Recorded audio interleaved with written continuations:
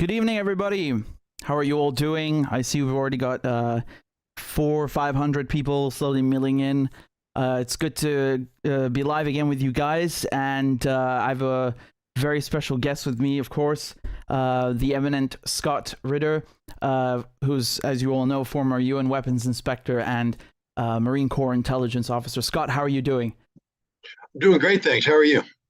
I'm doing great, and again, before we dive in, I just wanted to thank you again for this lovely book. If you guys have not read Scott's book, please go get it. You can find it everywhere: Amazon, Barnes and Noble, virtually every bookstore. And it's an amazing, amazing read. And I think especially, people could learn a lesson or two about working together in diplomacy, especially at a time like this. Scott, since we last spoke, there's been a huge event that's unfolded. I would say one of the largest things that took place is the delivery of tanks. So the UK gave 14 Challenger 2 tanks, M1A2 Abrams. I think Biden pledged 31 of them, and then the Germans, are now sending tanks against Russians again, and they're giving Leopard 2, right? So Leopard 2 tanks. Just, before we get into more detail about this, what are your thoughts on the tank deliveries to Ukraine? Well, first of all, I think we have to differentiate between pledges and deliveries. I don't think a tank's been delivered yet. Especially American I don't ones. think I was going to get to that. The American ones may never be delivered. The British ones, who knows where they are en route. I heard Canada put a single Leopard on an airplane and is flying it somewhere to Europe. But Germany is in the process of figuring out whatever it has to do to decommission the tanks from German service and then recommission them for foreign service, maintain. There's a lot of activity taking place, but in terms of tanks on the ground in Ukraine ready to close with and destroy the Russian enemy through firepower maneuver, there aren't any. And when they do arrive, they're going to have zero impact. I think people need to understand that these are not game-changing weapons. The Russians aren't afraid. The Russians have been preparing for over 20 years to take on these very weapon systems in a potential conflict with NATO. And that conflict would have involved NATO employing hundreds, if not thousands, of these tanks at a time. So to have these tanks penny packeted into Ukraine, 14 here, 14 there, 30 here, it's going to have no military impact. I mean, it's going to be a tragedy for the crews of these tanks. They will all die. It'll be a tragedy for a handful of Russians because, combat is combat, war is hell, and the Ukrainians will, of course, land a few punches. But it's not going to change the outcome of the trajectory of the war at this stage, which is irretrievably in favor of Russia. So, you say the tanks are going to be destroyed. I mean, could you maybe elaborate on that for us? Because, something that I wanted to touch on, but I guess I could do it right now, is when it comes to, Iran was hit a few days ago and the Ukrainians were gloating, right? So Zelensky's advisor was saying, well, serves you right because you're giving drones to the Russians to attack us. So, I mean, does this open the door to the Russians? Potentially, I don't think they're going to, but I'm asking you, does this open the door to the Russians also attacking anyone who arms Ukraine or supplies Ukraine? Or, what did you have in mind of how they're going to deal with these arms shipments and the tanks in particular? If the attack on Ukraine had actually accomplished anything and done meaningful damage to Ukraine's ability to produce drones, had killed, scores of highly qualified scientists or something of this nature, I could imagine there would be a need for a reaction. These were 4 pathetically inadequate drones, 2 of which were downed using, I believe, electronic warfare measures. One crashed into a wall and was captured, and the other one impacted its intended target, but was destroyed by the drone-proof meshing, the mesh that had been placed over the facility by the Iranians. Iran is investigating this. But this literally didn't have any impact on Iran's ability to produce drones or coordinate with Russia. And one of the key things for both Iran and Russia historically has been not to overreact. I mean, Why would Iran react to this? Israel assassinated their scientists, very Yeah. important people. And yet Iran hasn't overreacted. Iran's on a strategic trajectory toward victory. It is in the process of finalizing a pivot away from the West toward the East. It is developing economically. It has strong relations with Russia. It has developing relations with Eurasia. Why would Iran throw this all away for the sake of 4 drones and didn't do anything? And in the same light, why would Russia decide now is the time to escalate this conflict, which is exactly what Ukraine wants it to do? I mean, understand that. Ukraine desperately wants Russia to escalate this conflict so that NATO can be dragged into this conflict. Need I remind everybody, Russia is winning this war. Take a look at what's happening on the ground. Russia is winning on all fronts, and Russia hasn't even committed the bulk of its forces yet. This war is all but over. Therefore, why would Russia do anything that threatens that? Russia has a winning hand, they have a winning strategy, and they're not going to let little nations, get in the way of this. I mean, I just want to talk about the implications of this because the Germans sending tanks again against to Ukraine against the Russians. I mean, we've gone from a neuter Germany, okay,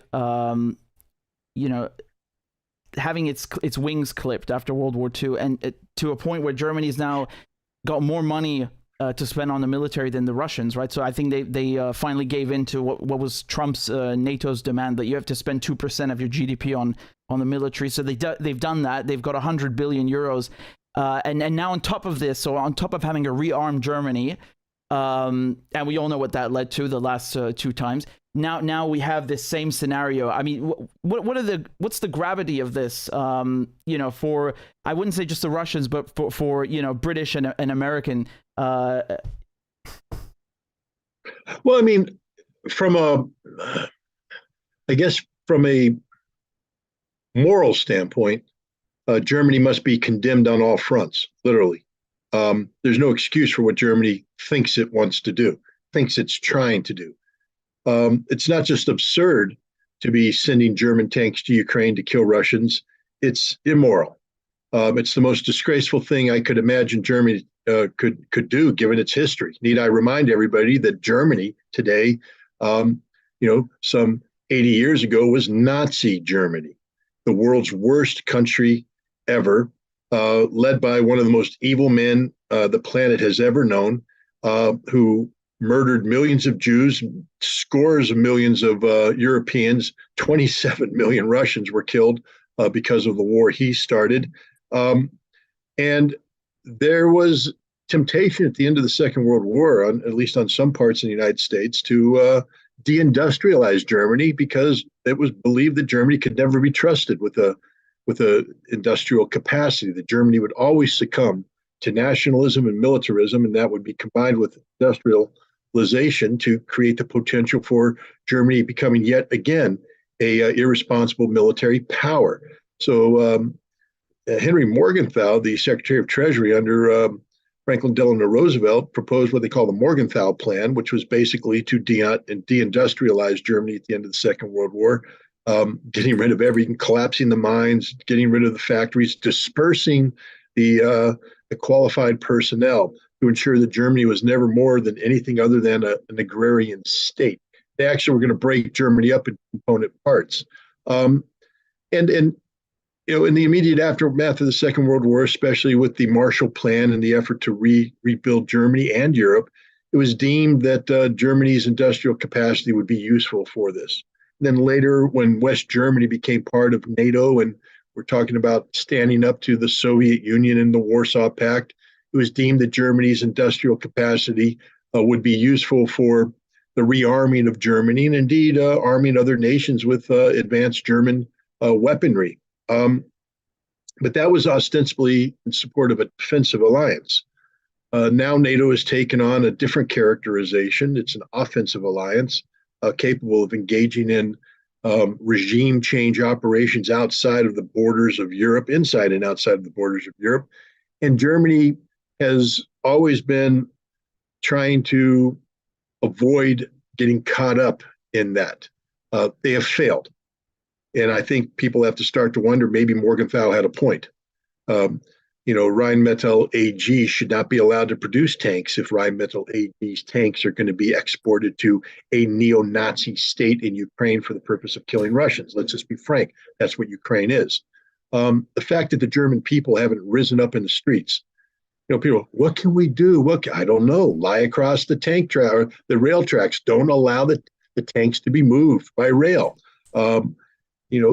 Demonstrate outside of Rheinmetall, shut down the factory.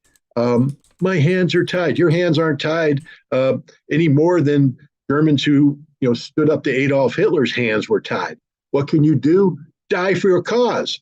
Let's find out. Let's expose Olaf Scholz for what he is. Let's expose the Green Party of Germany for what they have become.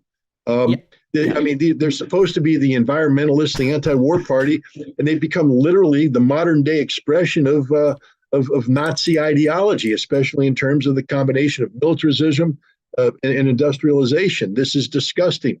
And I hope Germany can wake up before it's too late, because they're heading down a path for which there may be no recovery.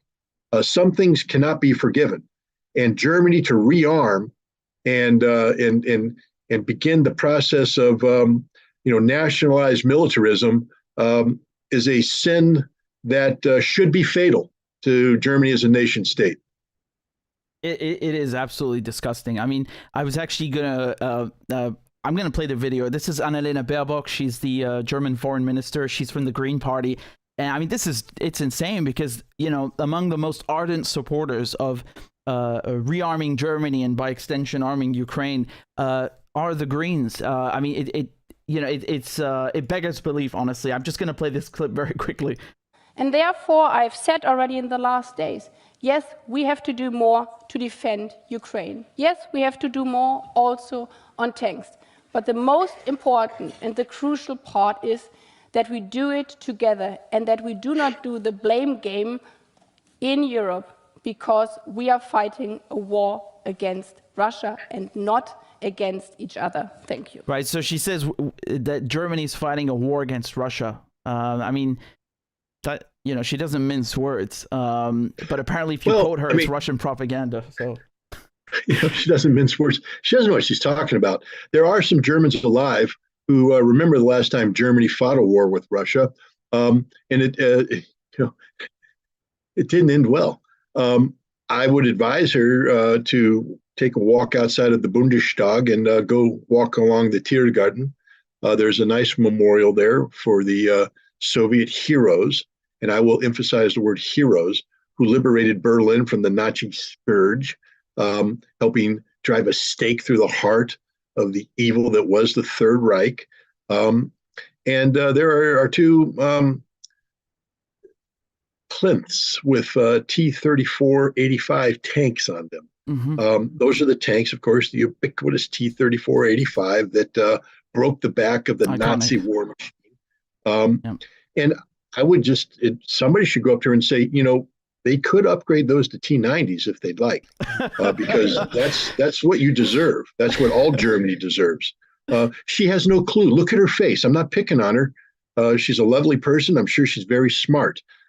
She doesn't know what war is. She's never experienced war. She's literally talking about things she does not understand. And the last thing she wants, people need to remind her, is for Germany to be at war with Russia, because that would be fatal for Germany, fatal for Europe. It wouldn't be fatal for Russia. Russia has the ability to win again. Russia is slow to harness, fast to ride. And thanks to NATO and the irresponsible policies of people like this Green Party chairwoman, we've succeeded in harnessing Russia. The worst thing we could ever do. We've harnessed Russia, and now Russia's looking to ride, and they'll ride fast. About what you said about Berlin, I've been to Berlin many times. It's a beautiful city, and I remember I went up the Reichstag, I mean Bundestag, and they still have the Russian graffiti on the walls. It's still there from the soldiers who liberated Europe, liberated Germany. So I mean, for me, I think it's disgusting that there is no kind of awareness, given how many Soviets, as you said, heroes died. So 27 million. I think it was split halfway, civilians and servicemen, which is ridiculous. Like an entire generation wiped out. And then the Holocaust. And, this brings me to something else that just a few days ago, Auschwitz, they had the yearly commemoration, and the Russians who liberated the camp were not invited. I mean, what was your reaction to that? Mine was disgust. Yeah, it's, I mean, and remember, when we talk about the liberation of Auschwitz, this wasn't a walk in the park. The Soviet soldiers that were fighting their way towards, fighting, I guess they had just liberated Krakow, and now they're moving west. They didn't know the camps were there. They were engaged in heavy combat with German defenders. In the day that they liberated, in the days that they liberated Auschwitz, 261 Soviet soldiers were killed in that immediate vicinity. That's an indication that there was war going on. So it's not as though they just walked in and said, "Oh, look." I mean, they're in the midst of combat when they came upon this camp, and they still found a way to surge humanitarian relief in to try and care for, the 7,500 remaining survivors. Right. And so important was that day. So important was that day that it was decided that that's going to be the day. The liberation of Auschwitz would mark Holocaust Remembrance Day, when the world is supposed to stop and lower their heads and vow never again, never again. And yet, now we have the curators of the Auschwitz Museum Memorial barring the Russians from participating in support of a Ukrainian government that is filled to the gills with Nazis who revere a man whose followers killed Jews, maybe were involved in guarding Auschwitz. I just can't even begin to fathom it. I mean, again, it's mind-boggling. I want to, I don't want to inflict harm. I'm becoming less violent as I get older, but Germans need to be lined up against the wall and have somebody in their face re-educating them about the stupidity of these actions. And I don't tolerate Germans saying, "What can we do? We don't support this. What can we do?" Get out of your house, scream at the top of your voice, surround the Bundestag. Again, lay down on railway tracks to stop the tanks from moving, surround the factories that are building the tanks, and condemn the Poles and everybody else. Defund Auschwitz. I mean, here in the United States, when we see, police departments behave improperly, people shout, "Defund the police." Well, maybe in order to have Auschwitz Memorial wake up, defund it. Stop sending money until they beg forgiveness from the Russians, and the Russians give them forgiveness. Because Russia is the one who liberated Auschwitz. Russia is the nation that played the greatest role in the defeat of Nazi Germany. I'm not going to downplay what Americans did, what the British did, what the French did, the Canadians did, and others. It was significant, and every sacrifice made is a sacrifice deserves to be honored. But please, let's not pretend that Russia didn't exist. Let's not pretend that the sacrifice Russia made makes everything that happened to us pale in comparison. The campaign to liberate Berlin cost Russia more lives than the United States lost in the whole World War II, including the Pacific Theater. Yeah. And we lost over 300,000 people, which is a lot. My heart bleeds for the families who lost. But yeah, what the Russians lost, what the Soviets lost, is beyond comprehension for anybody in the West. Anybody in the West. Yeah, my great-grandfather fought World War I, my grandfather RAF World War II. So I've grown up always kind of focused on the British and the American side, and it's only as I got older I started to realize, holy crap, look how much the Russians did. Because in the West, like, we don't really focus on that a lot, which is insulting. It's really insulting. And again, I agree with everything you said. It's not just that too. Look, every country wants to say we're number one. We did the great. Look, I grew up the same way. I grew up reading all the books about D-Day. I watched the movies, and I will never ever think anything other than wonderful thoughts for the men that went across the beach on Normandy on June 6th. The I mean, the bravery that required is just beyond comprehension. The fighting in the hedgehogs of Normandy was just brutal. Yeah. And then, the breakout, what happened in Belgium,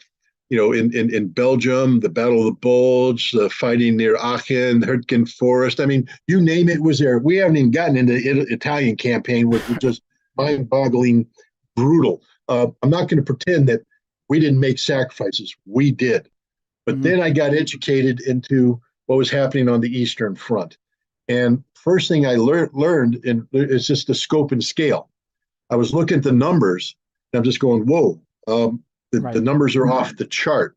And then you get into the intensity of the fighting, the duration, the sacrifice, the just the bloodiness of it. And you're going, this is a completely different war that nobody here would understand.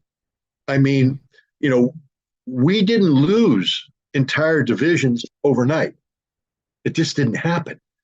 And yet in this conflict in the East, they're grinding through divisions, corps, armies that are getting ground up overnight, hundreds of thousands of people. Mind-boggling in terms of that. And once you learn that, it puts the entire war into a perspective that, okay, and here's the one thing that people need to understand. It's not just what the Soviets did. It's how dangerous Nazi Germany was. If the West doesn't think that the 120 divisions that were on the Eastern Front wouldn't have, if applied to the West, crushed the West, think again. We're not as good as we thought we were. The Germans were very good. And the only reason why we were able to prevail over them in the West is that they could never mass the forces necessary because they were all in the East fighting a different kind of war. Yeah. Had those German armies come west, we wouldn't have won. We would not have won, not conventionally. Who knows? Maybe we'd have had to drop atomic bombs on Germany to break it, but you never know. But my point is, we don't have an appreciation for that. I mean, again, I'm not here besmirching the honor of those who fought on the Allied side. Yeah, of course not. Yep. But I think that we have done nothing but besmirch their honor. And take a look at what we're doing in America.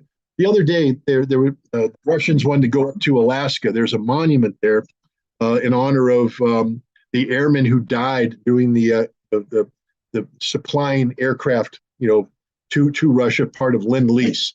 And there's a monument to the fallen Russian aviators. And the Russian ambassador wanted to go up and put, a wreath there and we wouldn't let them. We wouldn't let them. Take a look at what's happening right now throughout Eastern Europe, the destruction of war memorials. That's basically really the whitewashing of history, the reinvent. And what's disgusting about it, people doing it. Look at the Baltics. They're taking down the Soviet memorials, which is saying that they support the people fighting the Soviets. And these weren't nationalists. These were National Socialists. These were Nazis. And so the Baltics are openly embracing their Nazi heritage. Same with the Poles, the same with the Ukrainians. And we in the West are silent about this. I mean, why? I can understand where we could say we need the Balts as our NATO allies. But I would tell you right now, if I was advising the President of the United States, I would say that every American service member who's in the Baltics right now is withdrawn in protest. Because it's one thing to say you're tearing down a Soviet memorial. First of all, that's despicable.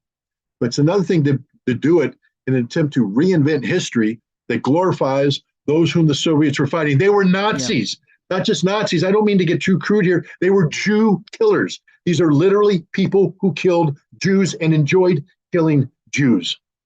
Ask the Jews of the Baltics.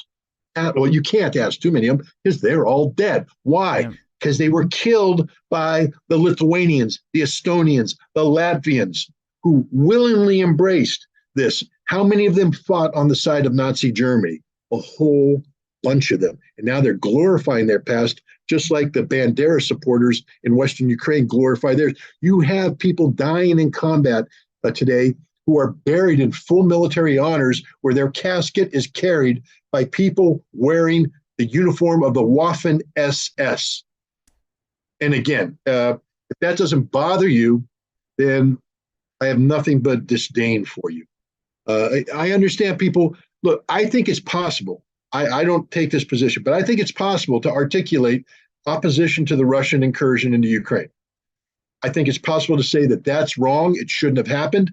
But you can't do that and at the same time say, and this Nazi thing's not a problem. I think if you're going to be honest, you have to be honest about everything. Exactly. And then when you bring in the Nazis, suddenly it becomes very hard to be in opposition to the Russians. That we need to understand that the worst threat to Europe is the resurgence of Nazi ideology in Central Europe. And what we're finding is it's not resurgence, it was always there. It never went away, which leads me to believe what's happening in the Baltics is something that could be replicated elsewhere, including Germany, with the silence of the Germans for remilitarization and sending tanks. But here's the good news. The one I like, the silver line behind the cow. The Germans can't do it. They can't do it. They're pathetic. Their military is broken. The commander of their armed forces has said, "We're naked. We got nothing. We got nothing. We can't afford to give it away. And if we give it away, we can't replace it. You got 100 billion euros. We can't build tanks. We can't afford to build tanks right now." And what is Germany offering? Good. They just spent a lot of money building a new armored fighting vehicle that doesn't work. That doesn't work. They put, I forget how many they made, 8, 9, 13, I don't know what the number is, in the field, and they don't work. So now they have what? Go back to the old Martyr system? The German army can't get out of the barracks.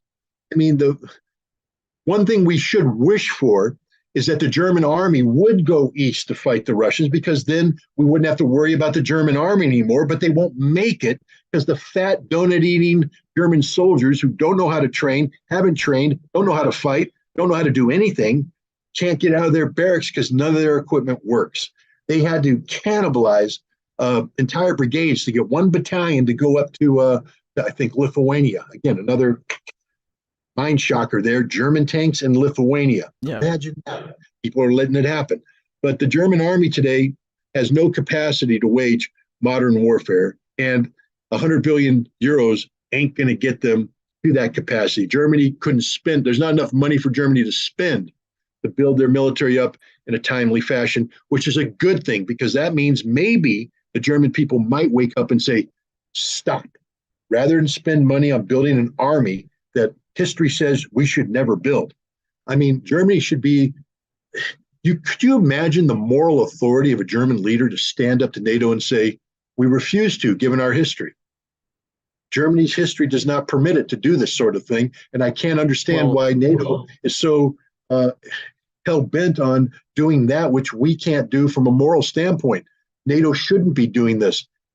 We can't support Ukraine. We can't support Stepan, except that Germany has been supporting Stepan Bandera from the very beginning. The Gehlen organization transferred into the German intelligence, or the BND, and they've been supporting these Nazis in Western Ukraine forever. So even if the German people wake up, you're going to have to purge your entire government. You're going to have to disband the BND, and I would also recommend that you disband the Bundeswehr and you start over. Build an army that is defensive in nature and doesn't entertain any notions that it can project power outside of German borders. Because the second you talk about projecting power outside of German borders, you are literally giving rise to a rebirth of the same thinking that got you in trouble last time. Yeah, Schultz, he pretended or tried. I don't know what happened. I'm assuming it was a half-assed effort to, to put up a stance like the one you just mentioned and say that we can't give in our history. But every time they keep moving the goalposts, and he just goes along with it, and that's despicable, because he says the right thing and then does something completely different. So I can't take that seriously. And you mentioned how they were fighting a different war, a completely different war in the Eastern Front. I mean,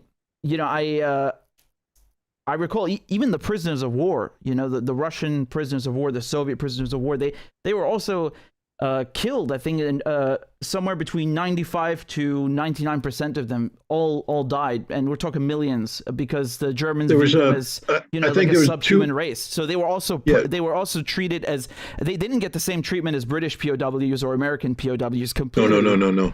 Especially in early on, the Germans captured millions of Russian prisoners of war in 1941, and they didn't know what to do with them. So from 1941 to 1942, they literally let a million Russians starve to death under their watch. The hunger plan. The other ones who were captured were brought back and put in camps where they were murdered, starved to death, etc. Some of them did survive. But now let's contrast that. The Russians captured about 2.8 million Germans. Mm-hmm. Most of those Germans remained in Russian custody for 10 years. I think 1955, 56. The most they were all sent home. Some were sent home prior to that because of health reasons, etc. But of the 2.8 million, 375,000 died in Soviet custody. But here's the important thing about that number. 70% of those died in the winter of 1946, which was the same winter that famine swept through Soviet Union that killed 1.1 million Soviet citizens. So it's not as though the Germans were targeted. I mean, if you can't feed your people, the prisoners of war. But here's, Maria Zakharova gave a very touching speech the other day where she was addressing Schultz. And she said, she was talking about the importance of bread. And she said, my grandmother used to look at bread as if it was gold. It was, precious. It was life itself. And she said, Grandma, why do you like bread so much? She said, because this is what kept us alive. This is life. Bread is life for us. But then she talked about how during the worst times, they fed the German prisoners with the bread they needed to survive. They gave it to the German prisoners because they pitied them, not the pity that you have with somebody you hate, the pity you have with somebody you love, the compassion as a human being, that you have to keep them alive. You have to cherish the life. And again, I just think about Russian compassion. And I compare and contrast that with the ignorance-based hatred that exists in the West, this Russophobic driven lunacy where we treat the Russians like subhumans, where we glorify at every dead I can't, when I take a look at the photographs and the videos, now we're in the modern age, of Ukrainian soldiers being killed, my heart breaks. My heart literally breaks for those guys because they didn't need to die. They don't deserve, unless you're Azov battalion, you don't deserve what's happening to you. But and very rarely do you see the Russians, cheering this on. Yeah, it's a good. The Russians are crying just like everybody else. But now you you show dead Russians and the celebration that exists in the West. Oh yeah, get them, kill them, murder, more. There's no compassion in the West, none whatsoever. Especially when you compare and contrast it what's in Russia. And people are going to be like, "Oh, Scott, you're a Putin's clown." No, I'm not. I'm probably the hardest guy you're ever going to meet face to face. You want to call me a clown? Do it at your own risk. But I'm somebody who studies history, and I understand, the value of human life, and I respect those who cherish human life. And I take a look at in the West, we don't cherish human life at all. I mean, Madeleine Albright sort of was the personification of that. 500,000 children died, Madeleine. Well, that's a price we're willing to pay. You didn't pay the price, Madeleine. The Iraqi families paid the price. We talk about the Iraq war. Oops, no WMD. Well, oops to the over 1 million Iraqis who died. We don't care. Then we go into Afghanistan. We break it. They die. We don't care. There is no humanity amongst us. We see that the way we treat our own people, drive around the streets with the homeless. We don't care. There is no humanity, no compassion in the United States, and I dare say there's none in the West. There's none in England. There's none in France. There's none in Germany. There's none in Europe. But you know where there is humanity? In Russia. And I challenge anybody to prove me wrong, and you cannot. So you got to call a spade a spade. Yeah. And where the Russians deserve credit, then they should be given credit. And on the issue of compassion for humanity, and maybe it takes a nation to lose 27 million people to learn the value of life. Maybe it does. because I'll tell you what, and remember, modern day Russians is not just the 27 million that died in the war. Most modern day Russians also have somebody that was in the camps, the Gulag, and they know their history. They know, and that's why they cherish life, because they've had a hard history, one where many people have died. And when you lose that much, what survives becomes precious. And they have an appreciation for life beyond, which is why people can't understand the special military operation. I mean, I didn't understand it when it first happened. I'm like, roll through, baby. Massive artillery fire, mass the tanks, crush them, grind them up, take them out. And the Russians are like, no, we can't do that because we treat the Ukrainians as our brothers. And for somebody in the West, we're like, that's just propaganda BS. No, it's real. It was very different from shock and awe. Treat their Ukrainians as brothers. I remember shock and awe, seeing it on the TV live, and this is completely different. They didn't go and flatten Kiev. They didn't just carpet bomb the whole country. And again, I'm not saying that you can't disagree with it, but when we're talking about compassion, there's a clear difference, a very, very big difference, and it takes a lot of it takes a lot to admit that, because most people don't want to. They, like you said, they think, oh, it's propaganda. It's not. There is a difference. There's a huge difference, and the Russians, the history of this war will be written someday, and some of it will be bad history, some of it will be good history. But I certainly hope in the West that we can. I hope that West Point can hire some academics who can see through the Russophobia that has gripped this nation, and actually do a real takedown of this operation to understand. For instance, we should write a manual on Russian targeting. I know in the West, they're all, the Russians are killing innocent civilians, are bombing this. Oh, no, guys. I'm a targeteer. Okay. I've done it in war. I know how to target places. And I know what went into our thinking. And believe me, during Desert Storm, even though people can say it was brutal, war is brutal. But we applied the law of war. We made mistakes. Sometimes things happen that you don't know about, but we applied the law of war, but we were brutal. The Russians aren't applying the law of war alone. Yes, but they're going the extra mile. You see, in the Marine Corps, if I have a building that's occupied by an enemy that's inflicting casualties on my Marines, and there are civilians in that building, but I'm taking meaningful casualties, I can drop that building. And I will drop that building. And it's just called collateral damage.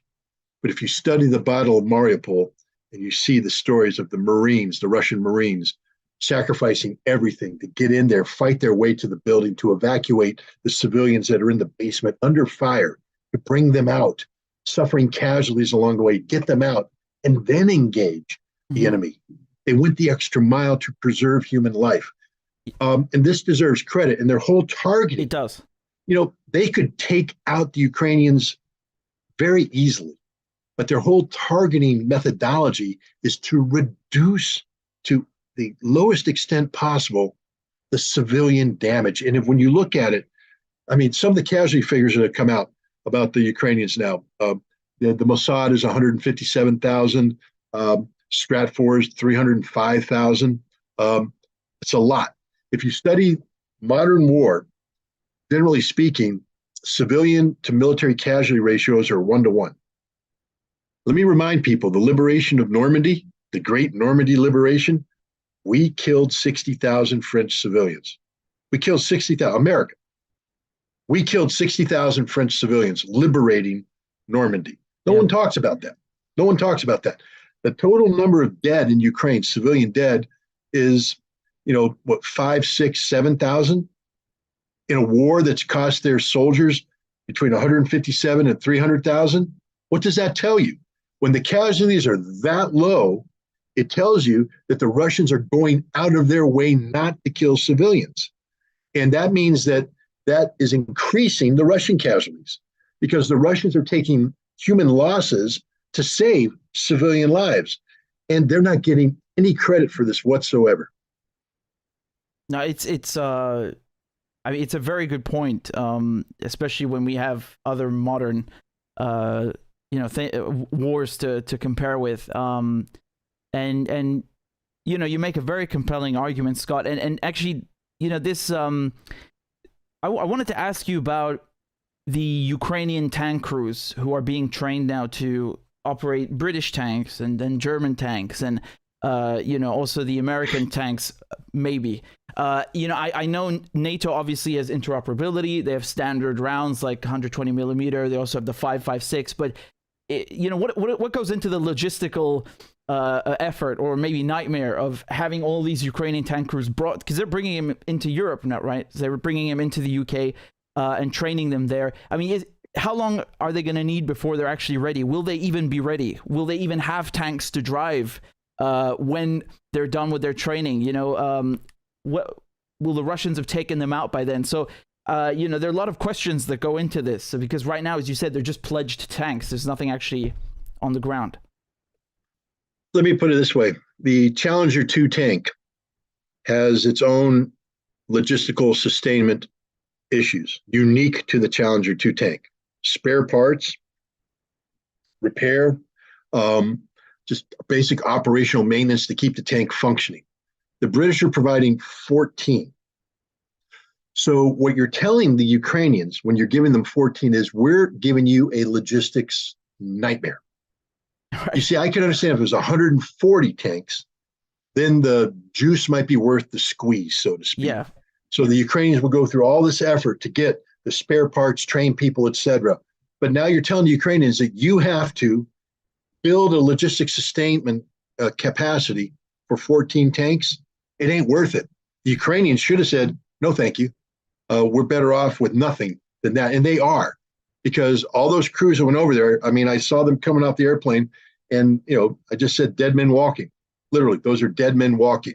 If they get in a Challenger 2 tank and they close with the Russians, they are all going to die. There is no chance of survival. None whatsoever. Some of them might get a shot off that kills a Russian, but they're all going to die. First of all, the Challenger is a 4-crew tank. So let's forget about logistics sustainability. Let's just talk about operations. Let's talk to armor people. I'm not one. I've worked with tanks before. I understand how they work, but just the qualifications. There's different gunnery ranges that you have to go to. You have to practice shooting rounds from different stages on the move from this position, moving into this position. It's all requires not only the ability to do gunnery, but you have to know the system and you have to know the tank and move it around. You have to train. These guys, I hope they're all fresh. I mean, if I were the Ukrainians, I'd say, don't send any experienced tank crews. It's going to mess with you. If you send a tank crew that's a 3-man tank crew that's gone through all that training, let me tell you about the military. It's muscle memory, baby. Once war starts, you are falling, because no rational human being can sit there and have shells go off, boom, boom, boom, and think straight. Mm-hmm. What you're doing is reacting. You're acting based upon muscle memory, what you've been trained to do. Boom, don't even think, do it. Bam, move, boom, boom. Instead of, what's my next step? Well, the training told me to do X. No, it's muscle memory. So now you have these guys, if they're combat veterans especially, they've been fighting in T-60 or 272 tanks, T-64 tanks, 3-man crew, using Russian gunnery, Soviet gunnery, etc. And now you're going to transition them into something. The first thing that's going to happen in combat is they're going to go back to their original mode. And so they're going to freeze. They're going to make a mistake. They're going to pause. And you do that in combat, you're dead, because they're going up against Russian crews. They're operating off of their original training. They know so one system. All we're doing is condemning these boys to death, especially a 3-man crew now becoming a 4-man crew. Because that 4th person's the loader. They don't have loaders, automatic loading machines. Now here they got a loader. So that's a whole new crew. But now you have a gunner and a tank commander that's used to automatic loading, not used to calling out commands. Load, charge 7, whatever you want to call. Before you punch it in, it gets loaded in. Now you got to call it out. You got to announce it for the loader to act on it. In the West, we like to say that our system's more efficient. My Marine crew on a M1 Abrams tank will say we don't want automatic loaders because we are trained for everybody to react, call the shot, call the ammunition, boom, boom, we know how to do it. But again, now I have this crew guy who's used to automatic stuff, and he's not used to shouting out, and he gets in the stress of combat, he's going to forget. what he was trained in England. He's going to go back on his original training. There's going to be a pause. You're not get that random. And in tank warfare, it's literally split second. Who's shooting first, me or you? Yeah. Turn the corner. I see you. You see me. Bam! I better get my shot off first, so I kill you. If I hesitate, boom, too late. I'm dead. So long. Goodbye. That's what's going to happen to every single one of these guys, whether it's them or on Leopards or on the M1.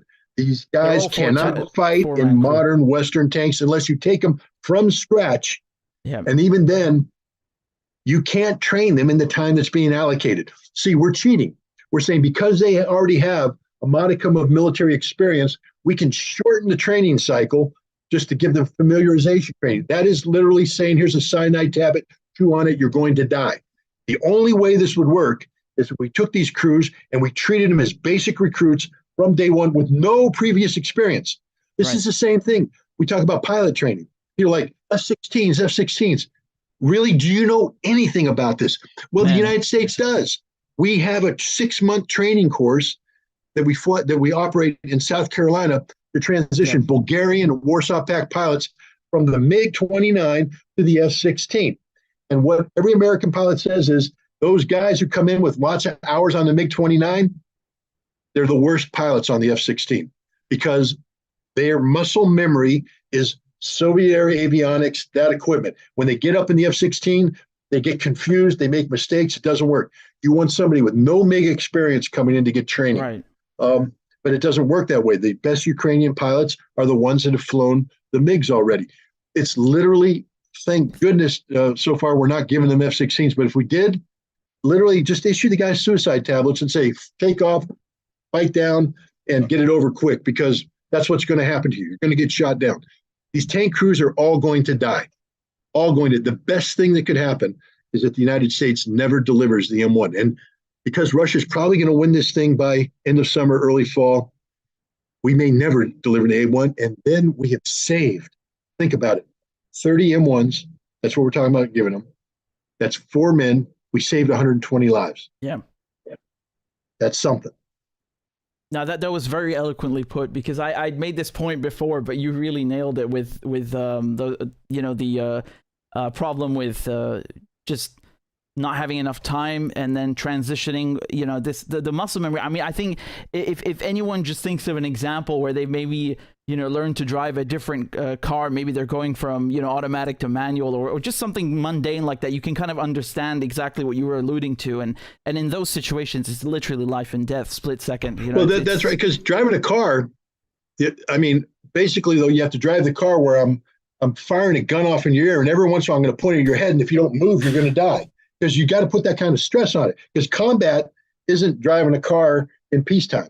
Combat is combat, where it's literally muscle memory. I mean, talk to anybody who's done close quarter combat.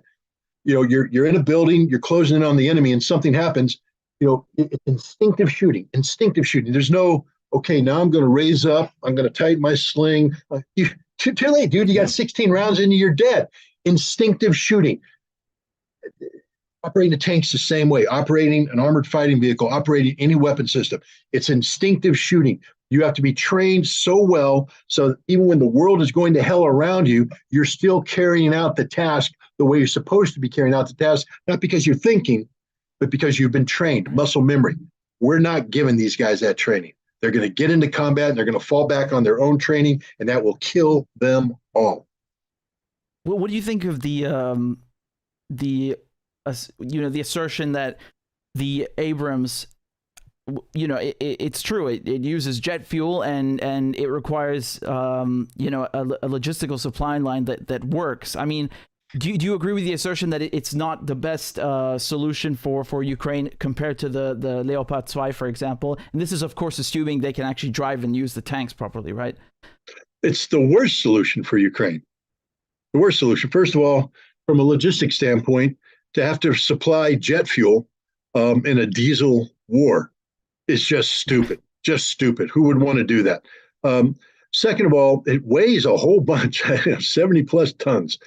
Good luck making that thing go over the bridges and the roads. It's going to eat up roads. It's going to eat up bridges. It's going to get mired down. Then we have the issue of maintenance. It takes, for every hour in operation on a good day, it takes 3 hours of maintenance. Yeah. So you want to go out and get in a gunfight, 3 hours of maintenance, get it out. But now combat comes along, the M1, like everything, breaks, especially if you don't know it. Imagine a diesel mechanic now being told, again, training. Okay, I'm trained as a diesel mechanic, and now they go, nope, you got to maintain this jet engine. I'm giving you a quick course on it. And he's like, okay, now he's in combat. Bam, you get hit. Engine's down. Boss saying, get the engine up and running. You come in and you're like, boom, a shell goes up. Back to what you were originally trained. Now you're looking at something and you freeze because this ain't what you were trained on. Oh, yeah, I have to remember, boom, what happened in England. Boom, I can't remember. Boom, we're all dead. This is the stupidity of it. Combat, training people for combat requires repetitive actions under stress. Repetitive actions under stress. Repetitive actions under stress. Train as you fight, train as you fight, train as you fight. And once you've been through that, you can't just transition to something else. Because the first time you get stressed, you go back to repetitive actions under stress, which was your original training. So this concept that you're just going to transition these guys into something, and the Abrams tank, with all due respect, it's not first of all, the one we're giving them is garbage. Yeah, aren't they stripped down? They remove a lot of stuff. Not just stripped down. We're taking off the armor. The armor, the depleted uranium enhanced armor that we have, which by the way won't work against Russian shells. I mean, I don't know what these guys think. They think that Russia hasn't spent the last 20 years saying, how do we defeat that depleted uranium armor on the M1? Or are they just saying, oh, we were never going to fight them, so we've never prepared. Oh my God, here comes 30 M1s with depleted uranium armor. We better all surrender now. Ruki Verk, Ruki Verk. No, that's just not going to happen. The Russians have been preparing munitions specifically designed to take out these tanks, and those munitions are all with the Russian army today. So even if a good M1 showed up, it would die instantly, especially in the numbers we're talking about. War isn't about the individual supremacy of an individual piece of kit. It's about how it works together in a team, how the team functions, supporting arms. As the M1 moves forward, is there mounted infantry? Is there dismounted infantry? Does it have firepower, artillery coming in? Where are the helicopters? How this all work? That doesn't exist. And there has to be mass. There has to be sufficient numbers of it. You bring 30 tanks, and that's it. What is the frontage for 30 tanks? Well, a company, because that's about a battalion. Company'd say, let's call it 2.5 kilometers. Boom, boom, 2 on front, 1 in the rear, 5 kilometers. So you're going to bring something on a 5-kilometer battlefield. Let's stretch it to 10.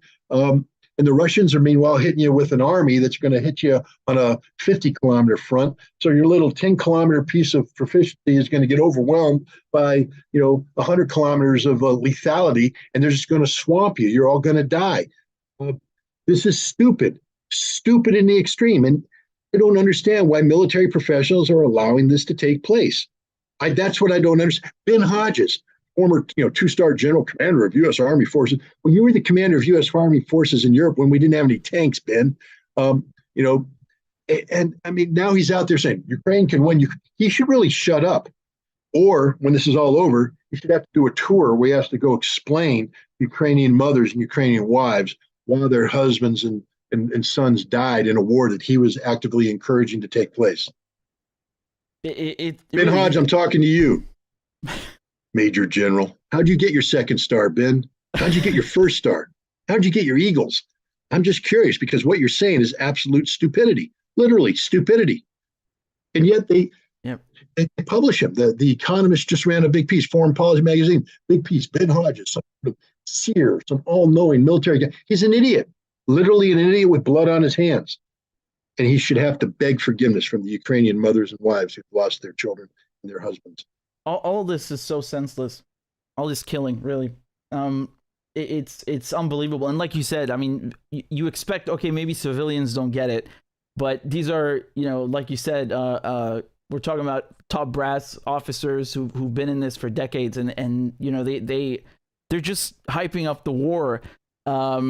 To the point where it's just nonsensical. It would be one thing if it was actually logistically feasible, but I just don't understand the point of it. And except if you want to be a warmonger and make money, I suppose. But the jets, what about that? Because the moment they got the tanks, the Ukrainians are saying no, we want the F-16s now. If I were the Russians, I would literally say, give them all the F-16s, everyone in your inventory, give them to them, please. Please give them, because first of all, the F-16 is not a new airplane.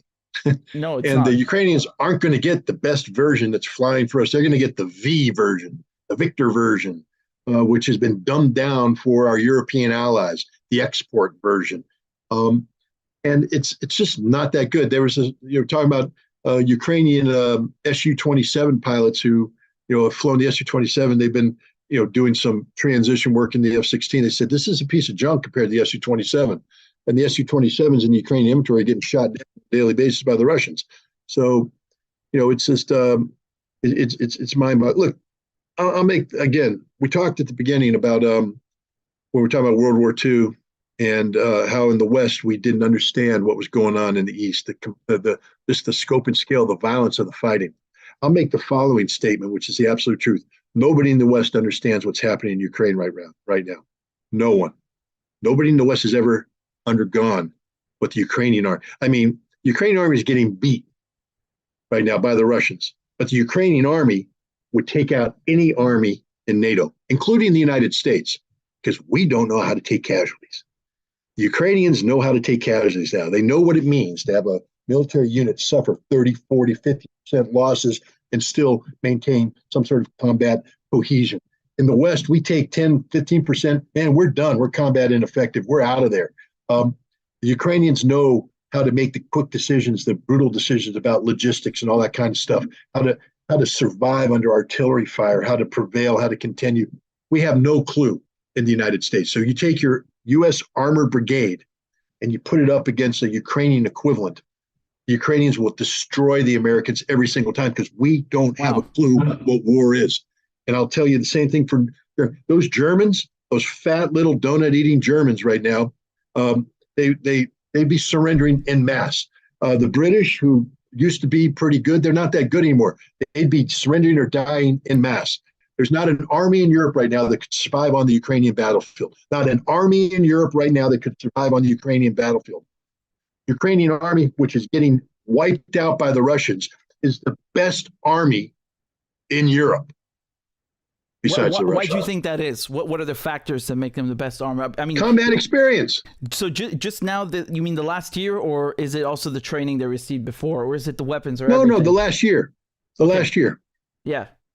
The last year. The combat experience of these guys. Yeah.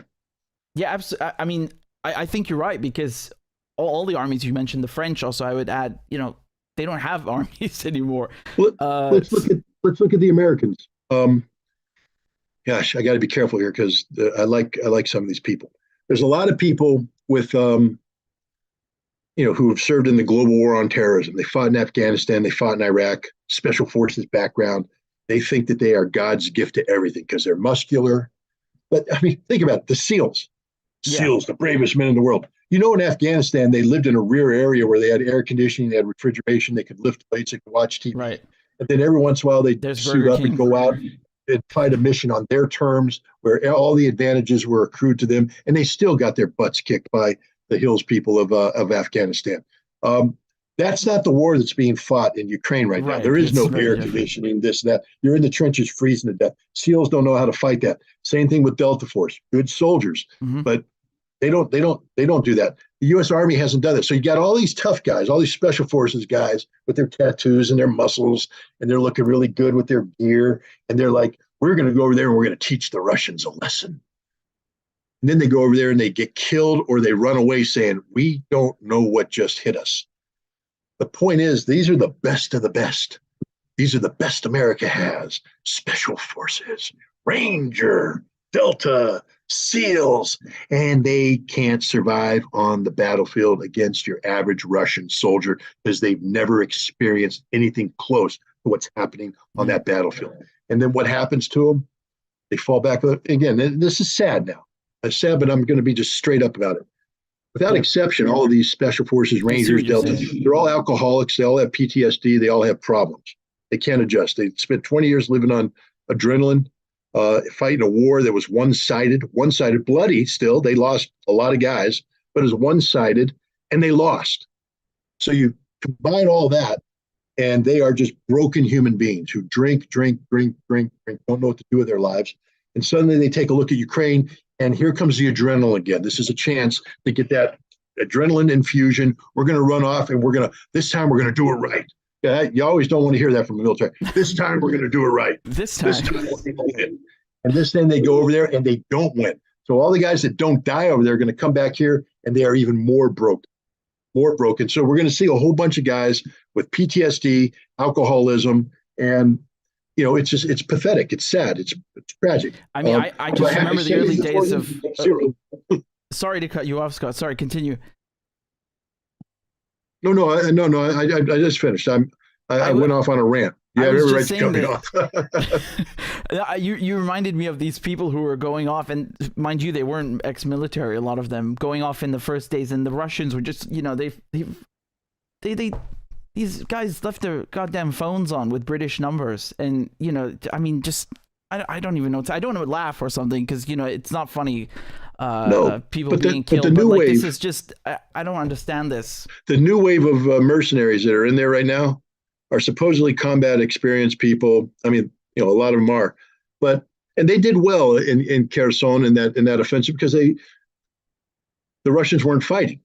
People need to understand that. But when the Russians finally withdrew, consolidated their defenses, these guys all got slaughtered. I mean, the Israeli numbers are saying that 5,000 of these Western mercenaries have died. 5,000. Now that doesn't include the Poles, who are dying by even more numbers. These elite warriors from the West cannot fight on this front. They can't fight against the Russians because they're not trained, they're not organized, they're not equipped. They don't know how to do it. Remember muscle memory? We talked about muscle memory. These are all special forces guys who are used to fighting in a controlled environment where they control everything, where they operate from a secure base in comfort, have perfect intelligence, perfect preparation. All the helicopters work, and they get to pick on their time, and they fly in and they murder a wedding party. Hey guys, good job. Now you're going up against the Russians, who may not have your muscles, may not have your tattoos, may not have your ability to drink whiskey, but they can fight. And they fight this modern version of warfare, which you've never known, which the West has never known in modern times. And that's what's scary, is Scott, that we in the West somehow think that we can go up against that. And I'm like, are you kidding me? We haven't trained for it. We're not prepared for it. We don't know how to do it, despite what Ben Hodges says. You mentioned Wagner Group a lot, I think, in the last week, and I wanted to just very briefly ask you about them, because there's lots of different opinions and takes on them, like, they're mercenaries, they're Nazis. Can you just set the record straight? Like, what are these guys? What are they doing in Ukraine? What's their objective, and how do they operate? Wagner was created in 2014 as to provide the Russians the ability to provide military expertise and capability to the militias of the Donetsk and Lugansk People's Republics. Constitutionally, Russia couldn't provide active duty forces. So they can't sit there and say, here's a Russian brigade, here's a Russian battalion. So Wagner gave them the ability to sheep dip soldiers, so you could have military capability that would suddenly leave the service, then sign a contract with Wagner to go and fight in Donetsk. So it was there. Early on, and you got to understand, when the resistance began in Donbass, it was not organized. It was very chaotic, and you had a lot of strong personalities, some of whom have extreme political positions, who create their own little miniature armies that are going around fighting the Ukrainians. This is like, Strelkov is one example. We have other examples out there of people who did that. Wagner came in and incorporated some of these groups under its wings, because Wagner is, basically taking control of the battlefield. Some of these people had extreme political ideologies. Some you could call them, some of them you could probably call Nazis. That's not Wagner. That's the original. Some of the people fighting for the original volunteers. They got weeded out by 2015. Wagner and the Russians are saying, out, done, finished, gone. Nope, we're cleaning this mess up. Russia inherited this chaos of these volunteers that were fighting there. Some of them well-meaning, some are just doing it because they're violent prone and they want to kill. War does that, especially when you don't have sound leadership. So, Wagner did that, solidified, but Wagner, again, couldn't be an official Russian force. Now, this changed when suddenly Donetsk and Lugansk became part of Russia. Um, Wagner now has to, is allowed now to become a Russian. They're still called Wagner. They're still an alternative funding mechanism. They are funded differently than the regular army, but they report directly to the Russian general staff. Wagner is not a mercenary unit. If you think they're a mercenary unit, you don't know anything about mercenaries. Mercenaries work for the dollar. Right. Wagner works for Russia. The guys that are fighting for Wagner are hardcore patriots. Hardcore patriots. But it's again, they have a different funding mechanism, a different recruitment mechanism. I mean, we know a lot of the assault units come straight out of the prisons. Wow. Imagine that, a rehabilitation system where people can come out of the prisons, serve honorably, and regain their status as a man and reintegrate into society. I'm not saying that that's perfect. I'm just saying there's nothing evil about that. It's different. But Wagner is an institution that is focused on providing specialist military skills to very specialist problems. And right now in Bakhmut and Soledar and elsewhere, their skill set is urban assault. Wagner has become an urban assault specialist, and any military professional who has ever experienced urban assault understands that is some of the hardest fighting imaginable. And the best unit in the world for carrying out urban assault is Wagner, one of the most professional military organizations on the face of the earth, with some of the most disciplined, well-trained soldiers who are carrying out the hardest missions. And to sit there and treat them as mercenaries. You know what a mercenary is?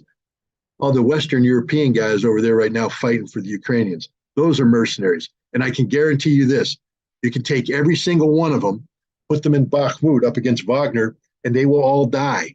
Wagner will destroy them. That's just a reality. I'm not saying Wagner's perfect.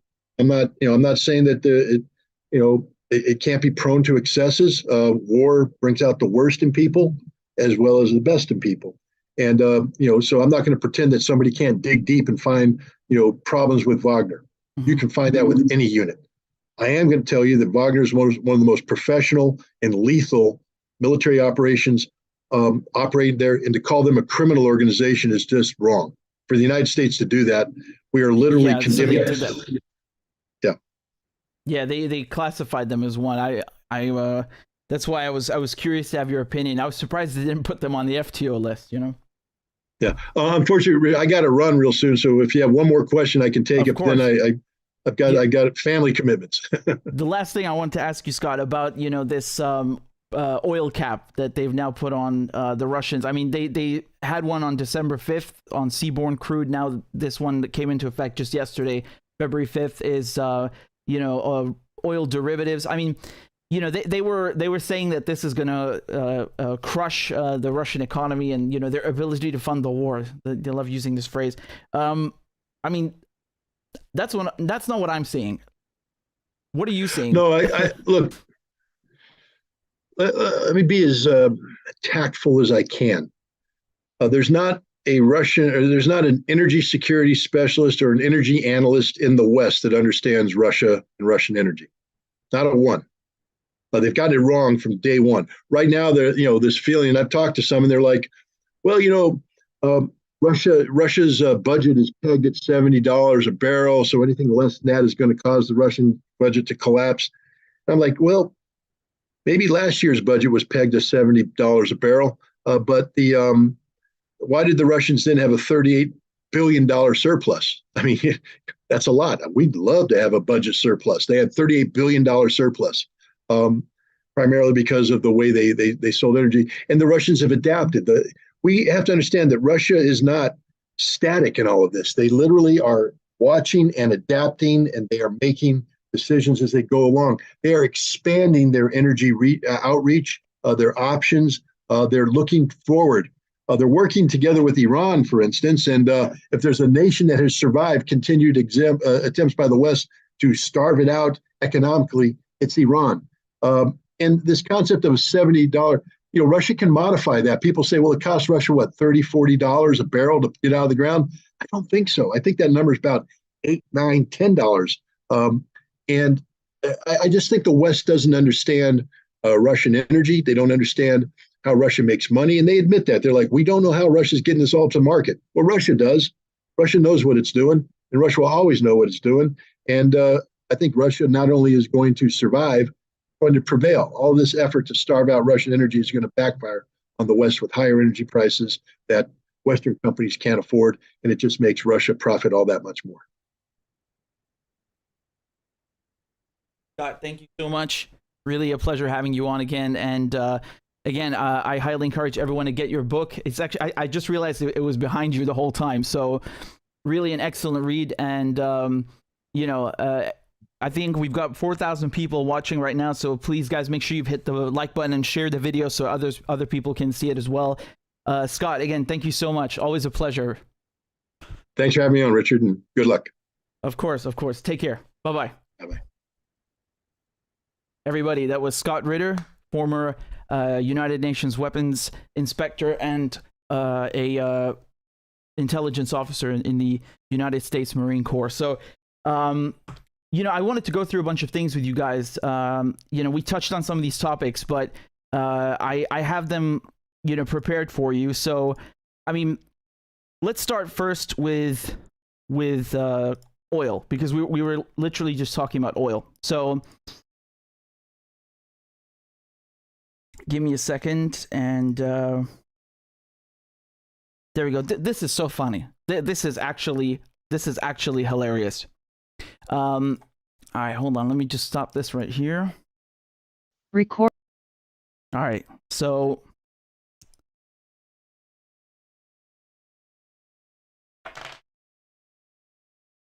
you guys are actually gonna laugh.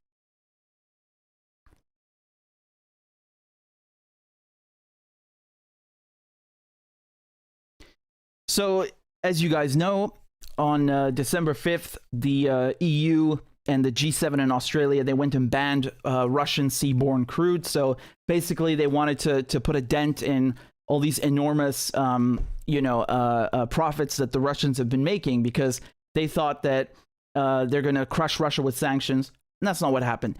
And now, just yesterday, February 5th, they put another well, round of sanctions, I suppose, but it's directly targeting oil derivatives. Okay, so there's a total ban on Russian oil products, and do you know what's happening? They haven't been able to sanction a single barrel of Russian oil. This is what is so funny. So they thought, okay, we're going to put a price cap on Russian oil, $60 a barrel. So anyone who's trying to bring Russian oil into Europe, if they bought the barrel for more than $60, they gave the Russians more than $60, is not allowed. Well, guess what? The price of Russian oil went down to around $47. So the oil has still been flowing, and the volume hasn't gone down because Russia is selling oil to China and selling oil to India. And I just want to show you, like, look at this headline from CNBC, okay? Sanctions on Russian crude oil have failed completely, oil analyst says. So this is from just 2 days ago, right? So let's go through it, all right? And I'll show you the video. So sanctions imposed on Russian crude oil has so far failed completely, and the new price cap, so that's what they've just started yesterday on February 5th, could also prove immaterial, analysts told CNBC. The European Union is planning to ban imports of refined petroleum products from Russia, including diesel and jet fuel, from Sunday. So again, this already happened. The EU has banned the purchase of seaborne crude in December. I told you that. And then I want to play you this is such a good quote. So the price cap, quote, was invented by bureaucrats with finance degrees. None of them really understand oil markets. It's a total bomb. It has failed completely. So let's take a look at what this guy has to say. So he's Paul Sankey, and he's an analyst at Sankey Research, and he's going to give it to you. You know, so many people, they're talking about $100 crude coming through. Is that bet still on? Because you look at the action that we've seen in terms of the prices of late, and the China reopening, it doesn't seem to have moved the needle all that much. Well, I don't know about that. One of the big concerns as the year flipped over to the new year was refining margins, particularly in Asia, particularly if China was exporting a lot more oil products. And in fact, what we're seeing is good strength with global refining margins across the board.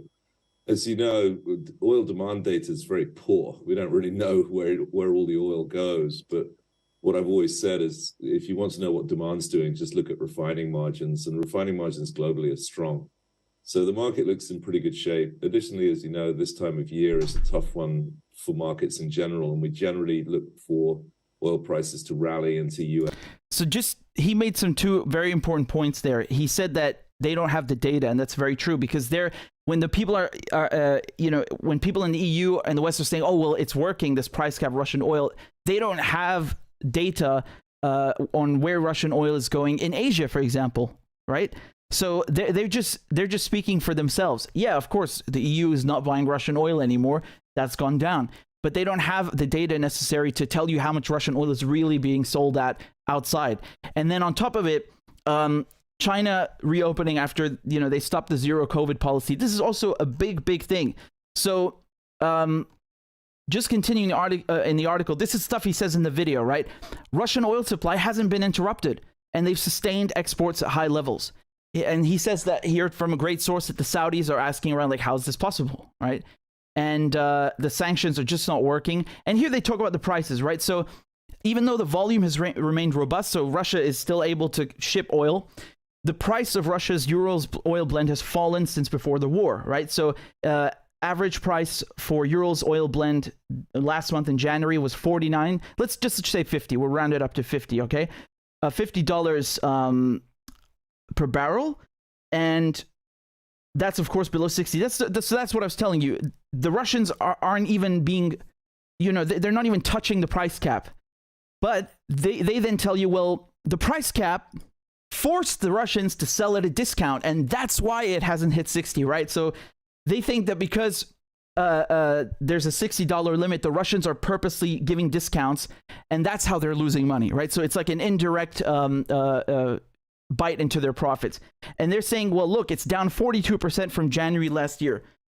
Yeah, well, of course, as the war has gone on, the price of oil, which skyrocketed, has gone down slowly. But once again, these sanctions are goddamn stupid, because the Russians are still, they're still able to ship this oil out, and they're not just doing it to random countries. Like, we're talking about BRICS countries, we're talking about India, we're talking about China. Just what I'm going to tell you something about India in a second that's going to make you laugh so much, but just look here. So this is what I was telling you about this report here, where they're saying, this is from energy and cleanair.org. So they're saying that actually the sanctions are working, and they say, well, the price cap is costing Moscow 160 million euros a day. Again, this data is incomplete, okay? And then they say, well, it's a 17% fall in Russia's earnings compared to the final month of 2022. So they're basically saying from December to January, so just in the span of a month, they've gone down 17%. Well, so what? I mean, that doesn't mean that your sanctions are working. It has no effect on it. By the way, even before there was an oil ban, the Russians were giving discounts anyway. And that is one of the reasons why the Indians kept buying the Russian oil, because they just got it cheap. So they're like, screw you. Why should we get anything else? Right? So here they also talk about how Russian oil is finding its way into the markets that are still welcome at China and India. China and India have benefited quite a deal last year from heavily discounted Russian crude prices. It's literally what I just told you like 10 seconds ago. And the same is going to happen to Russian refined products. So again, why are we mentioning refined products? Because that's what was banned just yesterday on February 5th. So they're saying it didn't work on seaborne crude. It's not going to work on, refined products. Whatever it is, the Russians are going to be able to sell it, and people are going to buy it. Let me show you this. This is so goddamn funny. This is from Reuters, okay? This is published February 4th, 2023. Indian refiners have begun paying for most of their Russian oil purchased via Dubai-based traders in the UAE dirhams instead of US dollars. So you understand? Let me break this down. The Indians, for the last year, they've been buying Russian oil for very cheap. They mix it a little bit, and then they slap on a label and say, this is Indian, right? And that's how they're able to, people in the West are able to buy Russian oil with their conscience, alleviated. So the Indians are basically just buying all of this up, very cheap. They got theirs, and then they're also selling it off, and people are none the wiser. But now they're not even paying in dollars. They're paying in dirhams, which is, we're talking about the UAE, of course, right? So the point here is that the sanctions are not working. The Russians are still selling oil. India and China are buying even more oil. And on top of it, they're not even doing it in dollars. So why is that relevant? Because the petrodollar, you know, the fact that Saudi Arabia and most countries that sell oil, you know, the major oil producers, they usually, for the most part, denominate oil transactions in dollars. Okay, so the fact that the US is backed up by all of this purchasing is what gives the dollar its prestige and its position also as the global reserve currency. So it's very important, right? That's why it's called the petrodollar, from petrol.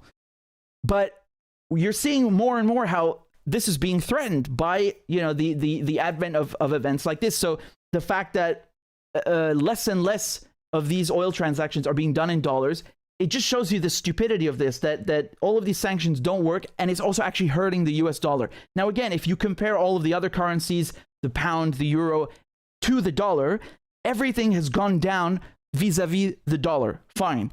But still, it's just backfiring because the Saudis, they want to join BRICS. The Saudis are really, I mean, they're the hub for all of this power and prestige that's given to the dollar. That's where, you know, it gets its might from. So the Saudis saying, maybe we want to sell oil to the Chinese in renminbi or yuan, so which is the Chinese currency, or maybe we want to do something else. This is so bad for the Americans. And I want to tell you something else. We're February 6th now, right? This last month, January 2023, do you know which country overtook Saudi Arabia to become China's top oil supplier? You have 3 guesses: Russia, Russia, and Russia. Like that is huge. That is huge. The Russians becoming China's top oil supplier is huge.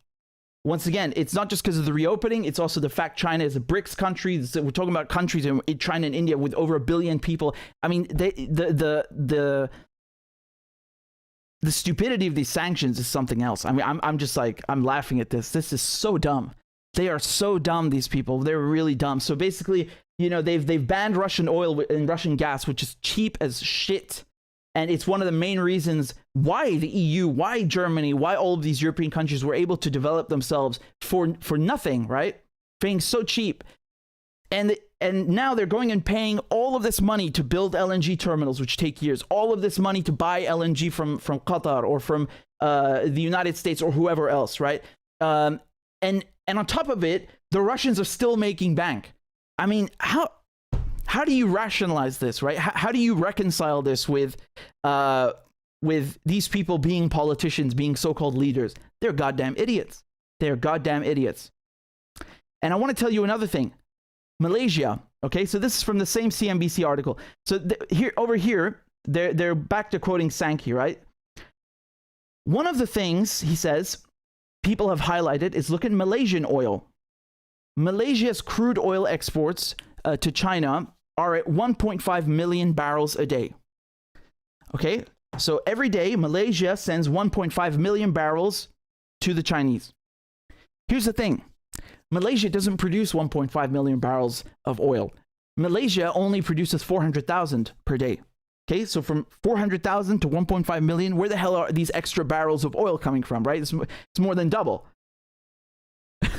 Where do you think they're coming from? They're coming from Russia. It's the same goddamn thing that the Indians were doing. They're buying it off.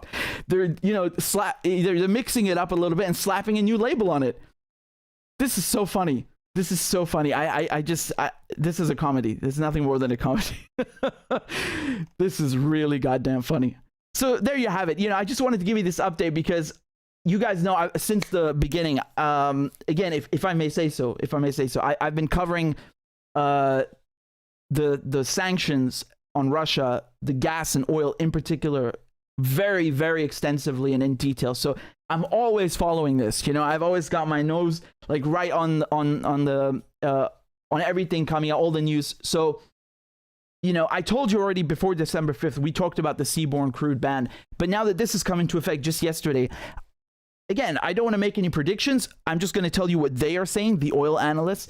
that these sanctions are not going to have any effect.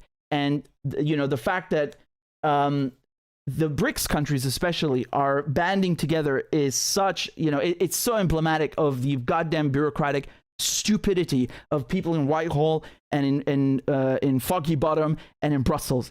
They are so goddamn dumb. It's really something to behold. So there you have it. Right? There you have it.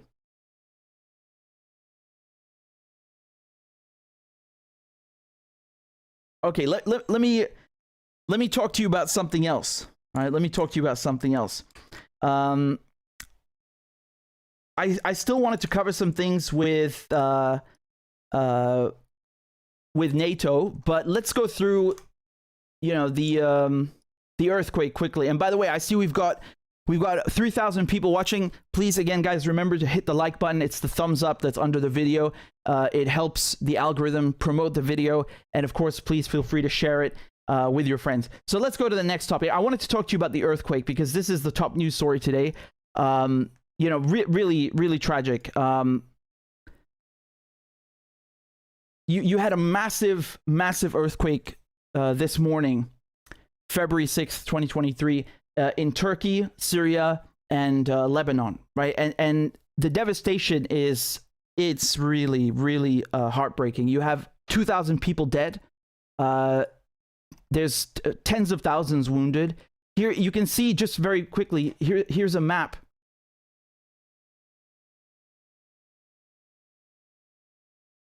Sorry, I put on the wrong map. 1 second.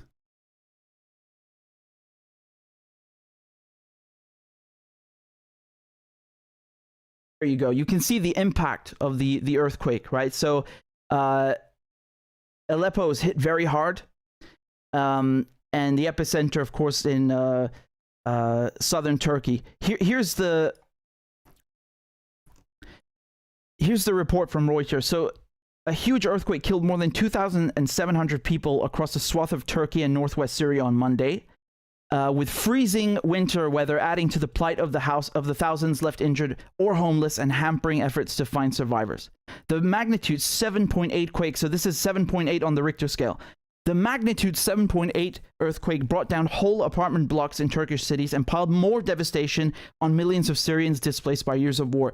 So that, again, that's something very important that I want to touch on in regards to Syria after I give you the basic facts. So this person here, he said it was like the apocalypse, right? And the videos are harrowing. I mean, truly. The second earthquake was big enough to bring down more buildings, and like the first, was felt across the region, endangering rescuers struggling to pull casualties from the rubble. So you guys understand what happened? There was a massive earthquake and then another one while they're trying to rescue people from the first earthquake. I mean, this is like a double suicide bombing. It's just absolute terror. Absolute terror. Really tragic. And these are called aftershocks, right? So you still have more than one of these aftershocks. So there's a woman in Turkey said, "We were shaken like a cradle. There were 9 of us at home. 2 of my sons are still in the rubble and I'm waiting for them." It's heartbreaking, really. This is the largest earthquake recorded worldwide by the U.S. Geological Survey since a tremor in the remote South Atlantic in August 2021. And Turkey has a death toll of 1,651 people. That's from the health minister. And 11,100 people injured. Okay, so that's just Turkey. That's just Turkey. Now, when we talk about Syria, 1,073 people were killed in Syria. I don't know the exact number of wounded. I'm assuming it's a couple of thousand. Turkey, you know, this is the largest death toll they've had from an earthquake since 1999. And, you know, I wanted to show you something which is absolutely staggering. There's a Dutch researcher, and I had him on just a few hours ago for those of you who are watching. If you missed it, the interview's on the channel. He predicted this earthquake. He actually predicted the magnitude and the exact location 3 days ago. This is on Twitter. I mean, this is one of the most viral tweets I've ever seen. It's like 35 million views, something insane. So this he posted on February 3rd. This is Frank Hugerbeets. He said, quote, "Sooner or later there will be a magnitude 7.5 earthquake in this region, South Central Turkey, Jordan, Syria, Lebanon." I mean, this is, you know, a prediction with stunning accuracy. I just don't understand why there's only so much you can do about infrastructure, right? I just don't understand why people weren't better prepared for this. Why, people weren't warned. Because if he's doing the research, and I'm sure there are many others who are also highly invested and dedicated to this work. It's just heartbreaking, that's why it. Look at this. حي العزيزية في حلب مبنى قوات الدفاع المدني عم تتدخل.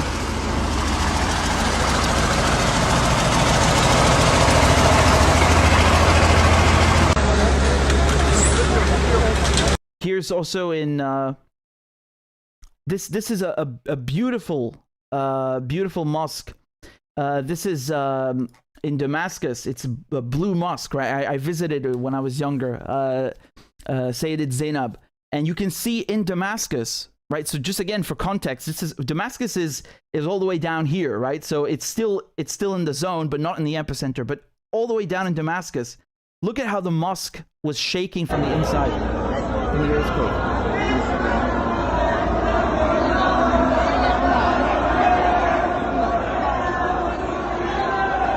And again, I can't overstate the beauty of this mosque. Truly, truly beautiful.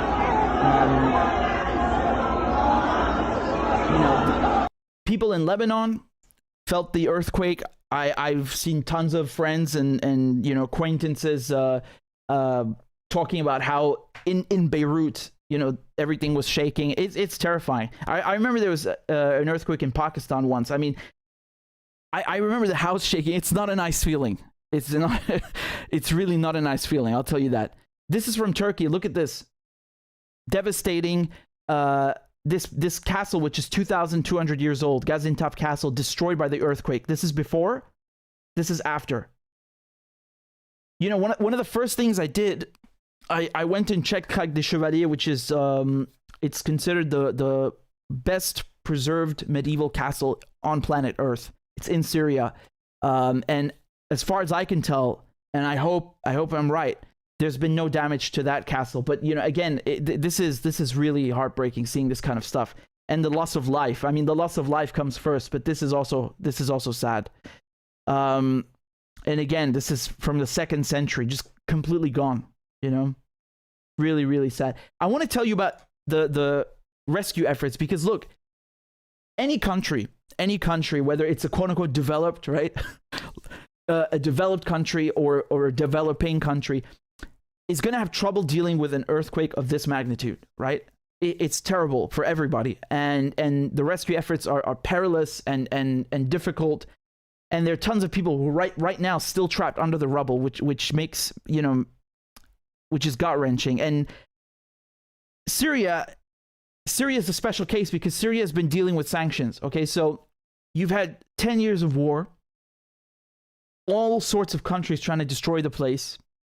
They've thrown everything, including the kitchen sink, at Syria. They've sent terrorists, they've done sabotage, they've destroyed infrastructure, they've displaced millions. And now on top of it, Syria, which has no infrastructure capable of dealing with this, has to deal with this. And I just want to show you how disgusting this is, because, Joe Biden, he puts out a statement on Twitter saying he cares, right? He says here that I'm deeply saddened by the loss of life and devastation caused by the earthquake in Turkey and Syria. I've directed my team to continue to closely monitor the situation with Turkey, right? Not with Syria, with Turkey, and provide any and all needed assistance. Yeah, where's the assistance to Syria? I don't want anything from Joe Biden except for him to leave. Yeah, because it's very nice to say, "Oh, I'm so sad for the loss of life." No, you're not. You're really not, because when Donald Trump left and you came, you kept all of his policies that are, all of these aggressive, offensive, bullyish tactics against Syria. You left them in place. Caesar Act sanctions are still there. Stealing the oil, still doing it. All of this hurts Syria, even without an earthquake. And now on top of it, in a situation like this where there's a disaster, it makes it even more difficult to deal with the disaster. So you don't care about the loss of life. You're a liar.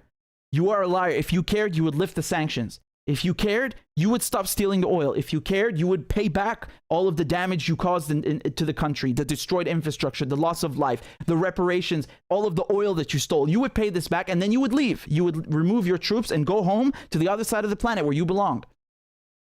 But you don't. You don't do that, and you don't care about the loss of life. So I don't respect Joe Biden. I don't care about his stupid statement, which he probably didn't even write and was done by some staffer. I mean, it's just insulting, you know? And I want to tell you also, there are several countries that have said they will help Syria. Okay, so I'll give you a list. There's Algeria, Tunisia, Iraq, Lebanon, Russia, Iran, India. But when it comes to the Europeans, so you know they said they'll help Turkey, but not Syria.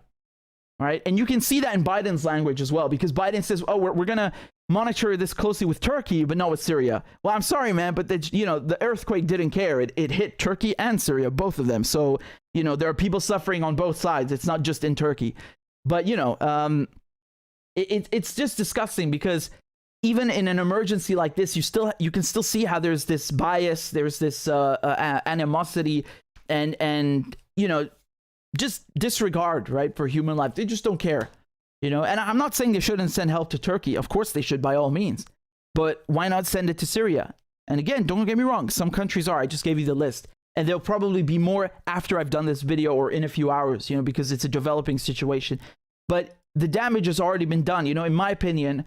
And again, I think this is very objective. It's not an opinion. It's a simple fact. Syria would have been able to deal with this a little bit better had it not been subjected to 10 years of war, had it not been subject to sanctions. That's just a fact. You know, it's just a fact. You can't cripple someone and then kick them while they're down and just leave them there, because this is like, you know, you need a tremendous rescue effort, and they just can't put it together. Thank you, you know, all the countries that are sending teams, it's very nice. But if those are, if there are also countries that put sanctions, they should probably lift the sanctions too, because that would help a lot. And you know, I think it's really, there's a plane from Iran that just landed in Aleppo, and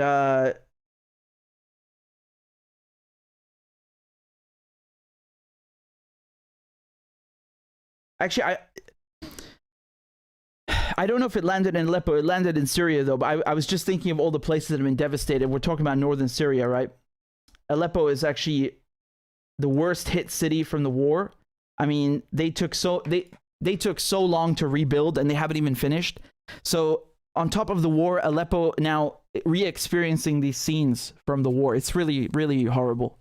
The Iranian plane just landed in Damascus, right? So Damascus airport. Assuming it works after the Israelis keep, you know, blowing it up. Speaking of the Israelis, do you want to see something funny? This is from Times of Israel, but you can find it in other outlets. Netanyahu, right, said that Israel had received requests through diplomatic channels to assist in Syria, and that aid would be provided there. No, that's not true. That's a lie. That's just a lie. This didn't happen. And look, the Syrian government has come out officially and said, we never asked Israel for anything. But even if they had not given this statement, I don't need that statement. I know that this is rubbish. This is rubbish. Maybe Netanyahu is talking about his friends in Jabhat al-Nusra and ISIS, right? Because those guys got aid for sure, right? What did they do, these quote unquote rebels, you know, when they were in Dar'a and they were in in northern Turkey and being protected by NATO and protected by Israel? They got aid from the Israelis, some of them, right? You had, I think it was Netanyahu himself visiting them in hospital. These are guys from Al-Qaeda. These are people who in the West would be put in jail, right? Like they would be sent to Guantanamo Bay. But because now they were helping to destroy Syria, they're helping the West. Oh, now they're friends. Now they're okay. Right? So I don't know who he's talking about in Syria, but I really have immense trouble believing that Syria would ask Israel for help. That is so ridiculous. There are so many countries real countries that Syria would ask for help from first. And you know, even if none of them had accepted, I really doubt it would take anything from Israel. This is ridiculous. There are no ties between Syria and Israel. There are no diplomatic channels between them. The best you have is perhaps, you know, mediators like Russia. But again, this is just very it's just not credible. It's very hard to believe, and I don't think there's any truth to this. So, you know, again, just going back to the map, we're talking about northern Syria being hit. Aleppo, Hama, Latakia. Latakia is on the coast, on the Mediterranean, Ladiyeh. So, you know, they're going to be hit the hardest. But even in Damascus, even in Lebanon, you're feeling the earthquake. Like, just so you understand, we're talking about from the epicenter all the way down to Damascus, all the way down to Lebanon, to Beirut. They're feeling this earthquake. That's how powerful it is. And, you know, Frank Hugerbeets, who I had on earlier, the Dutch researcher, he says that there's going to be, there will be even more aftershocks. And I highly recommend you go and watch the interview I did with him, because, you know, stunning accuracy and you know, in his prediction, and he knows what he's talking about. So I hope that, you know, all the people are rescued and that the sanctions are lifted, because any country can barely deal with this. But with sanctions, my God. I mean, you know, I've heard lots of stories about how people in Iran, for example, you know, because of the sanctions, they can't get medication, life-saving medication that they need for their family. Can't get it because Donald Trump and Joe Biden, they just want to screw with Iran. This is evil. And then you look at Syria, you know, airplane parts. Oh, can't buy them. Medical equipment, dialysis machines, can't buy them. Just punishment, you know? Absolute cruel punishment. And now on top of it, it's too much to take. It's very sad.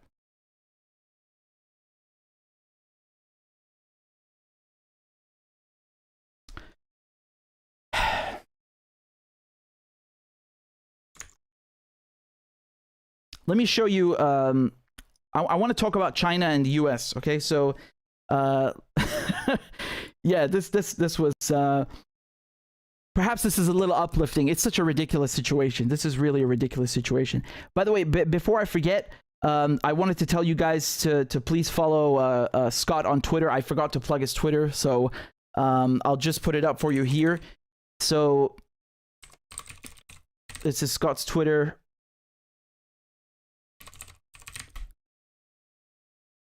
Huh, isn't that funny? I can't find him. I don't know what they've done to his account again, but well, anyway, I'll type it in manually. There it is. That's his account. So go follow him. That's his book in the profile picture, and it's very nice. And I very much appreciate the copy he sent me. It's an excellent read. And listen, he also has a website. It's here, and ScottRitterExtra.com, where you can find all of his other material.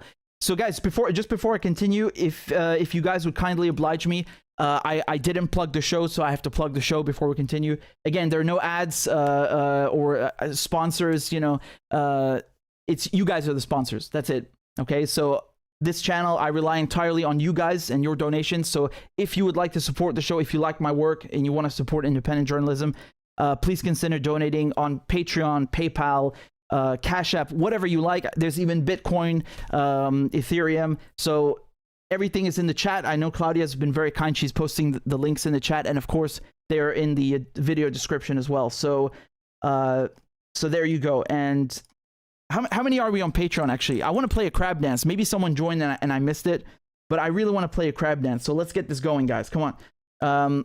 Oh, we've got Steve who joined on Patreon. Thank you very much, Steve. Thank you for that. Let me just pull it up on the screen. This is the Patreon. And there you go. These are just suggestions. I know people, they like to do like deluxe stuff. Like, oh, if you pay $2, you will get this content. If you pay $5, I will come personally to your house and slap you in the face.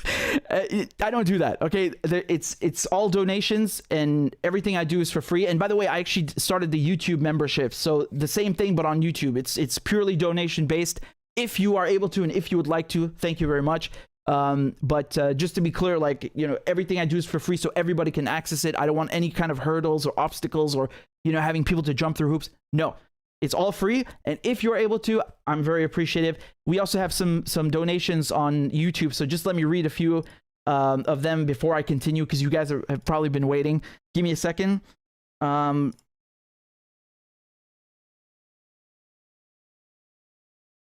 Here we go. This is from Marvin. Marvin says, "You're the best. Scott was great. Thank you." Well, thank you. Justin says, advertise Scott's Substack. Oh, well, I kind of just did, his website and Twitter at least. So there you go. And Pansy215 sent a sticker. Thank you very much. Neo says, God bless your heart and mind for speaking the truth. Love, Scott. And Daniela sent a super chat as well, but there's no note. In any case, thank you. This one's from Phoenix96. Phoenix96 says that the Treaty of Lausanne border agreement expires July 24th this year. Turkish leaders propagandize border concessions from Greece due to oil prospects in the Aegean. Will a parallel intra-NATO conflict overlap with the Russia-Ukrainian war? Man, Turkey's you know, the earthquake aside, is a difficult situation with Syria, with Greece, with Cyprus. I mean, I actually wish I would have asked Scott this, because I think he would give a great answer on this. But I think I don't know, honestly.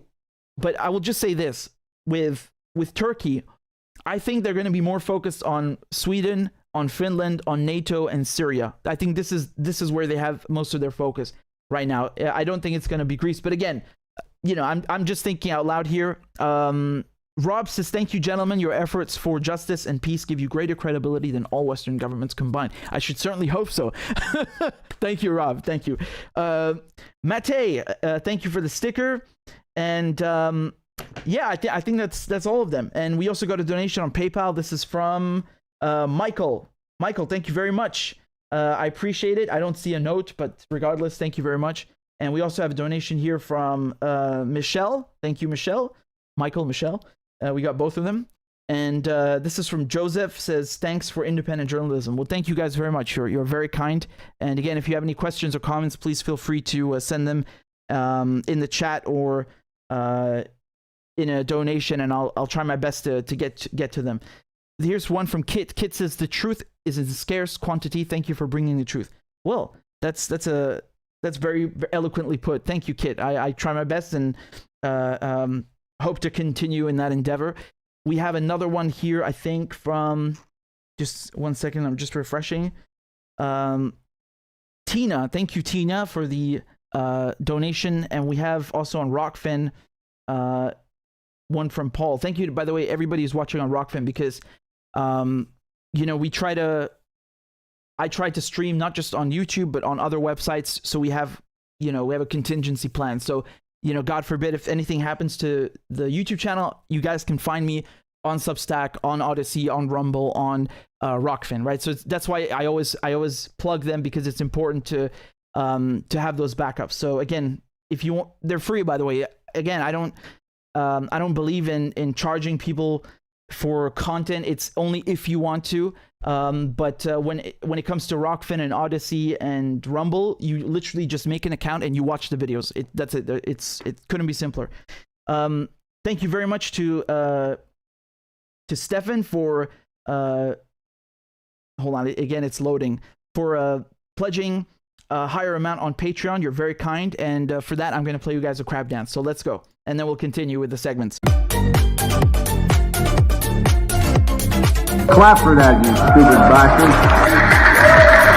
Corn Pop was a bad dude, and he ran a bunch of bad boys.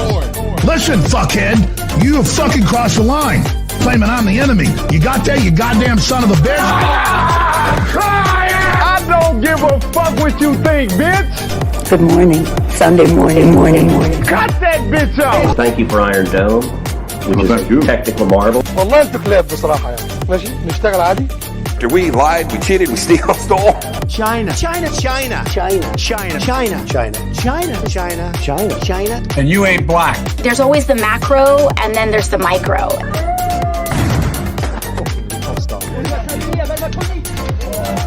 Do not come. Do not come. I'm gonna come. You talking to me? Ladies and gentlemen, I'll have 2 number 9s. The number 9 large. we got him. I told myself, I know it's not. I've fallen and I can't get up.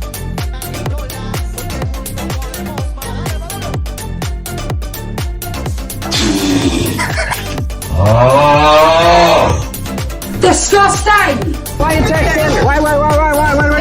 You're getting nervous, man. Calm down. It's okay. Okay. Suck my dick and choke on it. I yield my time. Fuck you. Yo, man, those last 2 seconds from that town hall meeting, I mean, just deadly, absolutely deadly. Thank you guys so much. Sophia, thank you for the super chat. I appreciate it very much. Abdi said, keep up the great work you are doing. Thank you. And there's also one from Adil Khan who says the same thing. Thank you as well.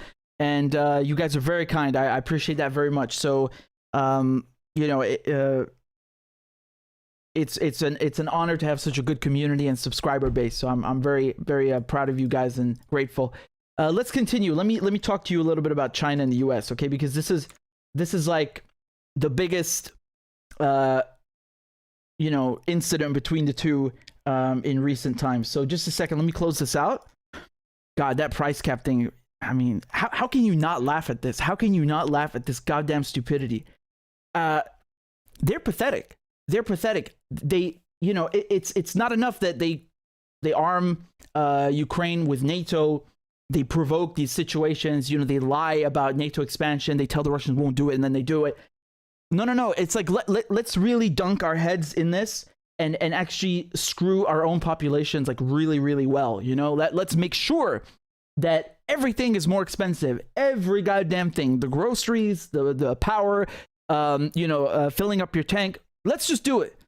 Let's blow up the fucking pipeline. You know, let's destroy this infrastructure that the Russians, right? The Russians have absolutely no reason to do, but it was totally the Russians. Yeah, it was definitely them. Let's just really, you know, let's make this mature, right? Let's have a well-aged fuck up that extends and ripples for years to come, right? Let's just deindustrialize the continent. Come on, let's go. You know, let's please Uncle Sam. You clowns, you goddamn clowns. I really don't know who to despise more. Is it the European politicians or the American ones? I think it's the Europeans. You know why? Because they are supposed to represent their own constituents, their own citizens. They are supposed to be Europeans. And what do? They bend over backwards and fuck their own people just to please the White House. This is ridiculous. This is insulting. Like, you know, Uncle Sam is Uncle Sam. But you don't have to go and work with him. Anyway, let me go back. I'm going off on a on a tangent here. We also have a new member on Patreon. Thank you very much, Maria. I'll play you a crab dance after I'm done talking about this. So let me get into it.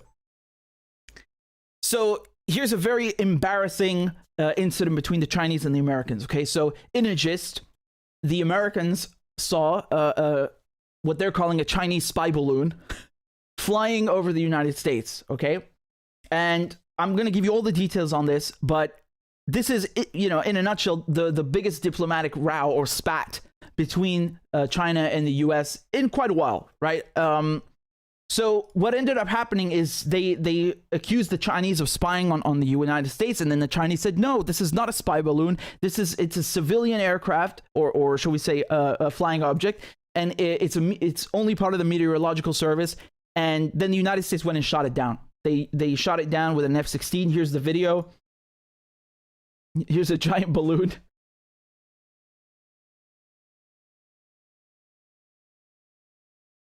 There you go. End of story. Okay. So now, after shooting down said balloon, they've sent divers to look for the wreckage and, of course, collect whatever debris is left. And let me just go through this article with you guys. Okay, so this is from... well, I've got several. I've got BBC, CNN, and Guardian. So let's go through the BBC one first, right? So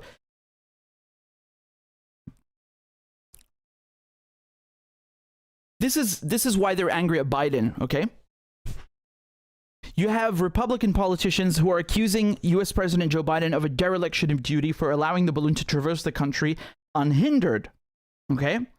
So they're saying, well, why did you let this balloon just wander across the United States for so long? Why didn't you shoot it down earlier, okay?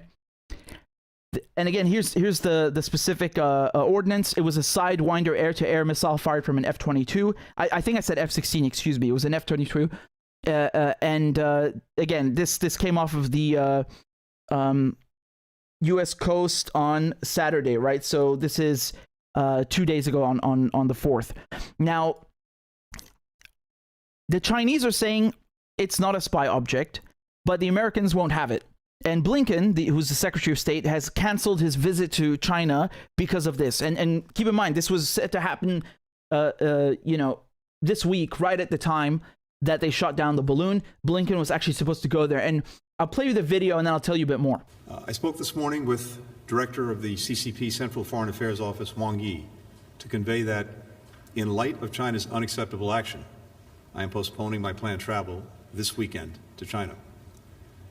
As you know, President Biden and President Xi agreed during their meetings in Bali in November that I would travel to Beijing to follow up on their discussions.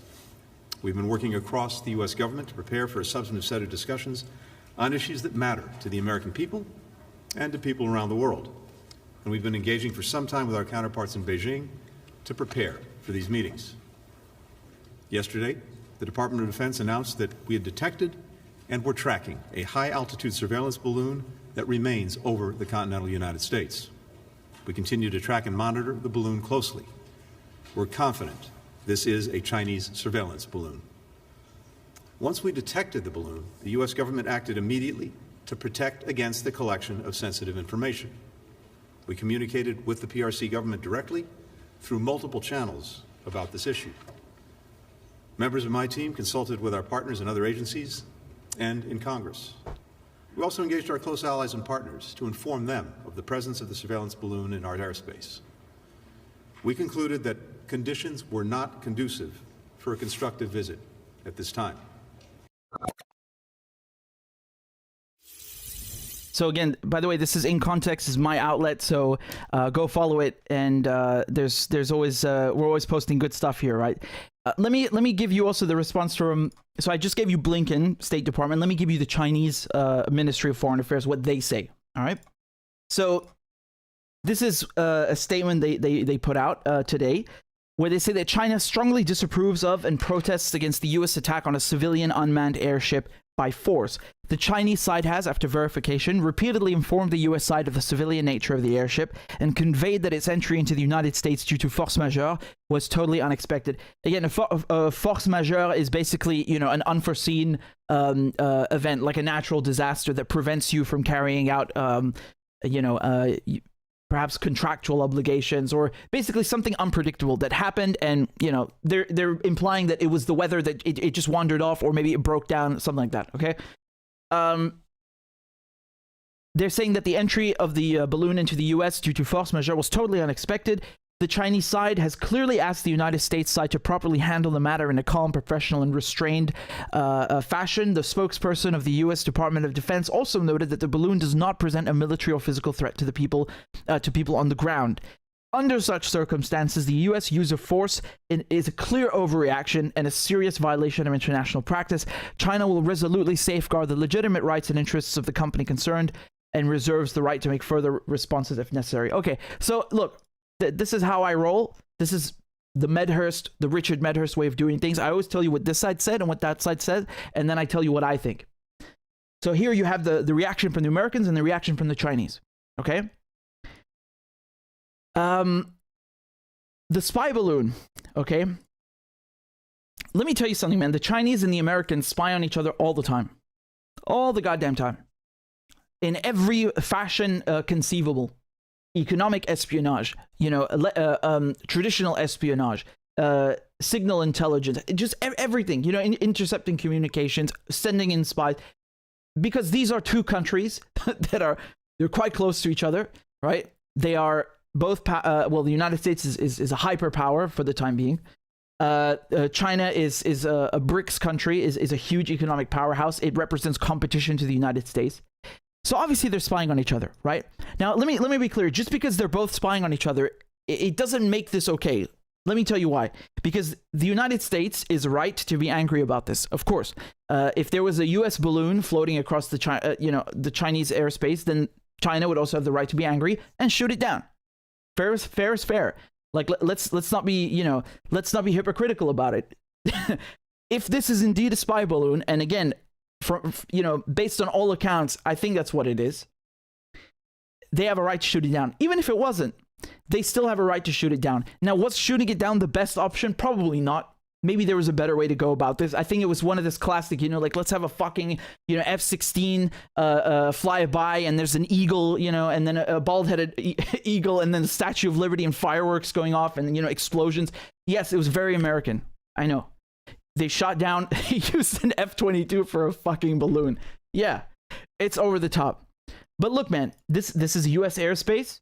It's their country. It's not okay. And let me remind you, a few years ago, the United States had a drone that drifted off into Iranian airspace, and the Iranians shot it down because that's their right. It's their country. And Donald Trump got very angry, and he, after he transgressed Iran's airspace, he starts acting like, the Iranians are being aggressive. It's the Iranians who are declaring war. No, man, you invaded their fucking airspace with a military drone. That's not even comparable to this. Obviously, if they're being used for the same purpose, for surveillance, then fine, you can maybe rationalize it that way. But still, the Iranians are well within their rights to shoot it down, and the Americans as well. Let me just say something, though. Why is Blinken canceling this trip? This, to me, is a way bigger overreaction than shooting down the balloon. Because I get the impression, and again, I could be wrong, but I get the impression that they are trying to manufacture consent. They're trying to, trying to drum this into people's heads that, the Chinese are this, and the Chinese are aggressive, and the Chinese are spies, and the Chinese are cunning, and the Chinese are devious, and the Chinese are sneaky, and the Chinese are malicious, and the Chinese are going to go send this, and they have spyware in your phones, and they're sending balloons to spy on you. This is bullshit. First of all, let's talk about the spyware. I'm sorry, but every American tech company in Silicon Valley, Apple, Google, Facebook, YouTube, which is part of Google and Alphabet, Microsoft, Yahoo, every goddamn one we know for a fact is part of the NSA's mass surveillance program. Fact. There's no debate or discussion about this. This is a fact. And they've been doing this since forever, right? They have a monopoly on everything from software to hardware. It's the United States, it's Silicon Valley. They have back doors. I don't know if you guys know this. They have literal back doors inside every single processor manufactured by Intel since 2006, and AMD as well. There are only two major companies that make processors, that make chips. If it's Intel and AMD, and they both have NSA backdoors in the goddamn processor. It's an entire computer inside it that you cannot deactivate, you cannot do anything about, and it has network access. This is, again, I'm going to do a separate video on this, but I'm just trying to tell you that the Americans, with the NSA mass surveillance, with all of the backdoors that they've been putting, and Microsoft got caught doing this with Windows 95, they have no right to be pointing the finger at the Chinese. They just don't like Huawei because Huawei make very good phones. Huawei is crapping all over the competition, and in typical capitalist, fashion, they don't like competition. They say competition is good for innovation. Sure. But, there is no competition when it comes to capitalists because they don't want competition. They want monopoly, dominance, and total control. So TikTok becoming the #1 app on the App Store, that's a threat. A threat in quotation marks. Why? Not because it's necessarily intrusive compared to anything else, but because it's Chinese and it's not from Silicon Valley. Huawei selling a lot of phones. That's also evil, and it's a threat because it's not American. And Donald Trump was clear. You need to sell TikTok to an American company or I'm going to ban it. Well, hold on. Why do you want to buy it if it's full of spyware? He wants to buy it so the monopoly remains in the U.S. hands. So we have all of this finger pointing at the Chinese that they're somehow more evil and they're more cunning. And then we look at the map and you see all of these United States bases encircling the Chinese. I mean, Jesus Christ, man, come on. Let's be rational here. This is, you can see on the map. And again, you're going to have some smartass who says, yeah, well, those countries, they allowed the Americans to come in. No. Listen to me, man. We're not talking about a Russian base in Syria. We are talking about the United States putting 800 bases around the planet and using various tools, a World Bank, IMF, the State Department, the CIA, to get this objective completed, okay? To put American bases across the world. And they do it to encircle China in this regard, and then, of course, Iran, et cetera, et cetera. And keep in mind, when the Americans were in Afghanistan, yes, there were many reasons for that. But remember, Afghanistan borders Iran and Afghanistan borders China. And you have American NATO troops in there on China's border and Iran's border. That's a threat. So, let's talk about who's being aggressive with AUKUS, this Australia, UK, US military alliance that they created so they could give the Australians nuclear-powered submarines. Again, it doesn't mean they shoot nukes. It just means they're nuclear-powered, okay? And that in and of itself is a threat. Because you are... First of all, the implications regarding nuclear proliferation, this is a nightmare. Why are you giving them this technology? You make such a fuss about Iran, but now you're just handing it over to the Australians. And why are you arming them to the teeth? Why are you making them fight with their largest trading partner? Why are you putting all these American troops in Australia, using it as an air force? So all I'm trying to say here is that there's a ton of hypocrisy and escalation. And now Blinken, it's like he's just finding an excuse not to engage in diplomacy. This is very bad, because everything I've just said, all the things we talked about, these concerns, they can be solved and alleviated through diplomatic discourse and channels. And when, Secretary of State Blinken is he's snubbing his nose at the Chinese and saying, oh, I don't want to go because of some balloon. I mean, this is absurd. Again, I'm not saying they don't have a right to be angry. Fine. Again, it's their airspace. But there's, people have been hyping up this visit for a long time now. You can go and read articles in a lot of journals, and you'll see for months now that people have been saying this is good. Blinken needs to go to China because they're going to thaw out the relationship. The ties are not really good at the moment between China and the United States, and that's true. And you see what happened in Ukraine with this breakdown of diplomacy between Russia and NATO, Russia and the United States. This is needless escalation. And I just want to, I'm going to go through this just very briefly. There's an article that appeared in The Guardian where they were talking about a leaked memo. There's some U.S. general who basically made some remarks that his gut tells him there's going to be a war with China soon. Jesus Christ, man. We're barely, the world is barely reeling and trying to stay above water with Russia, Ukraine. And now you're trying to fuck with the Chinese and Taiwan.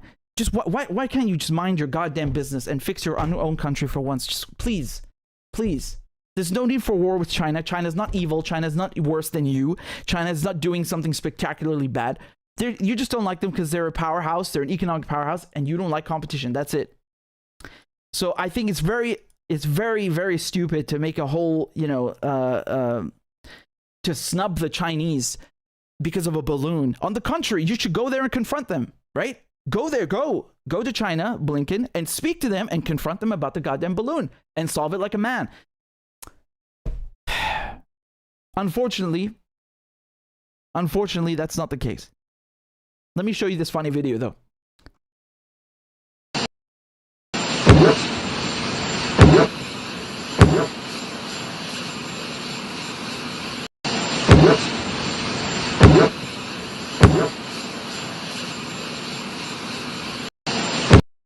Okay, that's enough laughing at Biden. I don't want to make fun of him. He tripped. So what? Everybody trips.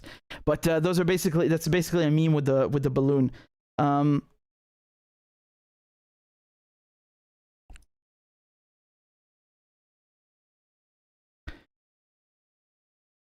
This is the article I wanted to go through with you guys in a second. All right. If that's really a spy balloon, I'm wondering how much data is actually on the thing, because obviously it's able to transmit back to China. So I'm, obviously when you can reverse engineer or just recover enemy hardware, and I say enemy very unwillingly here, it's the US, it's the United States official view in so many words that the Chinese are an enemy. But when you recover their hardware, you know, there's a lot you can do with that. I wouldn't underestimate the efforts of that, because any country would have done the same, and you know, that's how it is. And I just want to say one last thing with the balloon. People think that, oh, it's really funny they sent a balloon. A balloon is so stupid. Why don't you send a drone? It's not stupid at all, actually. There's a very specific a niche for this sort of thing, right? Not everything is done better with. I mean, just think of it. A balloon is much harder to find on radar compared to traditional aircraft and spy planes or you know, surveillance drones. There are many advantages to using a balloon, right? And again, this is assuming it's actually a spy balloon. I don't think anyone actually has proof that it's a spy balloon. We just have the Americans' word that it's a spy balloon. The Chinese are saying it's a meteorological thing. Again, I would not, let's be frank here. They spy on each other all the time. It's probably a spy balloon. And again, it's very embarrassing for both of them, but it's not a reason to break down diplomacy. They should really, you know, get this visit going and try to patch things up, because this is going down a dangerous road where they're trying to drum up support for war against China. That's not going to end well. It's not going to end well.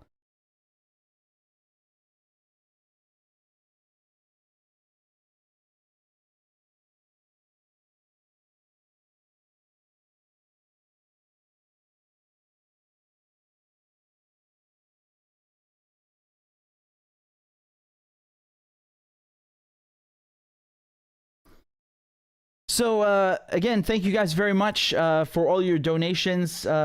Just give me a second. I'm going to read some of them to you.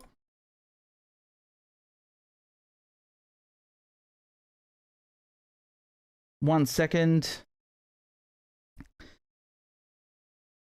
So we've got a few donations here. This is from Linda. Linda, thank you for your donation. We have also one from Tekfa.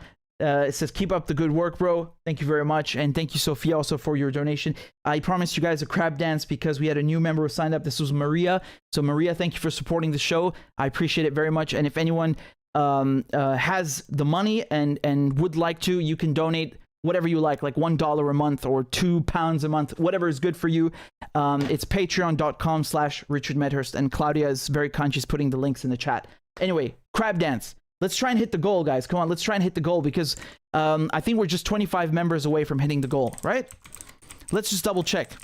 We're over here. And no, we're 26.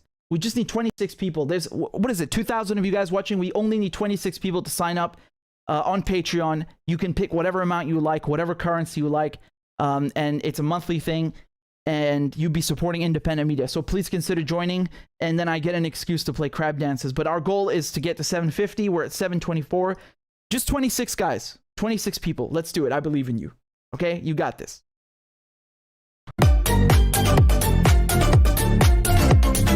Clap for that, you stupid bastard. And Corn Pop was a bad dude. And he ran a bunch of bad boys. Listen, fuckhead, you have fucking crossed the line, claiming I'm the enemy. You got that, you goddamn son of a bitch? I don't give a fuck what you think, bitch. Good morning. Sunday morning. Cut that bitch out. Thank you for Iron Dome, which is a technical marvel. والله انتوا كلاب بصراحة يعني. ماشي نشتغل عادي. We lied, we cheated, we stole. China. And you ain't black. There's always the macro, and then there's the micro.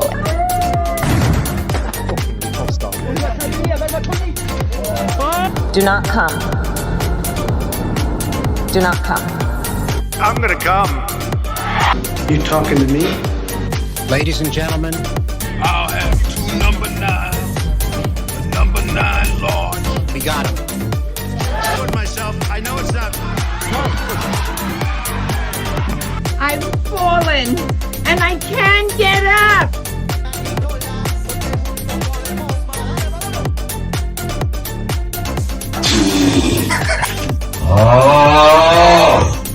Disgusting! Why you texting? Wait. You're getting nervous, man.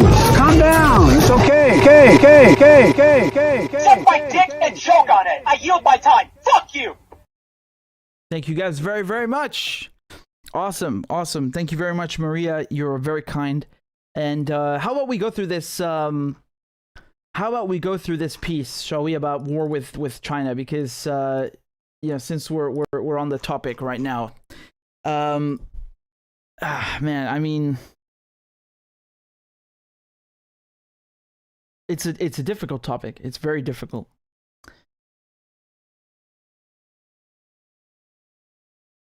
Oh, we have another donation here. This is from Marvin. It says BLM balloon lives matter. Devilish evil balloon. Okay, so about China, right? Let's continue. So there's an American general whose remarks, caused an uproar, and let's just go through this piece from The Guardian. So a leaked memo from a U.S. 4-star general. Remember, a 4-star general. This is way up there. We're talking, top brass. Saying that his gut told him the United States would be at war with China in 2025. This has prompted warnings about the danger of quote-unquote undisciplined predictions of a Taiwan Strait conflict. The memo by the head of the United States Air Mobility Command, AMC, General Mike Minahan, was the latest prediction of a Chinese military invasion of Taiwan, which have ranged from 2022 to 2049. What does that even mean, a Chinese invasion of Taiwan? How the fuck do you invade your own country? This is literally a bunch of, pencil pushers gathering around a table in Whitehall or Foggy Bottom and saying like, well, that's not China. Who the fuck asked you if it's China? No one asked you. No one asked you whether it's part of China or it's not part of China. Look, man. The United States officially has a one China policy, so it doesn't even recognize Taiwan as the real China. Okay, so this is a very weird situation going on here. But anyway, it's so stupid. It's like you can't invade your own country. It has triggered a debate about U.S. readiness. Readiness for what? Again, what is this like? What? Why do you have to be ready for this? What do you have to do with this region? Why can't you just leave it alone? You don't have to be ready for anything. Mind your own business. Accusations of warmongering. Well, yeah, that's sensible. That's the most sensible thing I've read here. And accurate. And concerns about desensitizing people to the real risk of invasion. Again, the only people invading are Americans and Australians and British. Okay, let's get that straight. China's government claims Taiwan as a province. No, it doesn't. The whole fucking world recognizes Taiwan as a province. The United States is the one China policy. Now, I know people are going to say, well, no, they don't explicitly say in there that Taiwan is part of China. Yeah, they did, because they cut off relations with Taiwan in the sense that they stopped recognizing it as the real China. And then, during the 70s, they shifted to, okay, Beijing is actually China, so God, I hate this arrogance. I really hate this so much. So they say China's government claims Taiwan as a province and its authoritarian leader. Again, who the fuck asked you if he's authoritarian? I mean, by whose measure is he authoritarian? Why can't you just say China's leader? Why can't, how is this objective? It's not objective. I know they like to say, well, Western press is very objective. No, they're fucking not. This is half a sentence. I haven't even finished the sentence, and there's already several things in there where they're questioning China's territorial integrity. They're questioning the president of the country. Dude, I mean, we're not here to focus on him anyway. So if you want to say he's authoritarian, do a whole thing about that, but you don't have to put it in here. It's irrelevant. We're talking about a U.S. general. Xi Jinping, the apparently authoritarian leader, is set on what he terms reunification by force if necessary. It is a prospect Taiwan's government and people vehemently reject.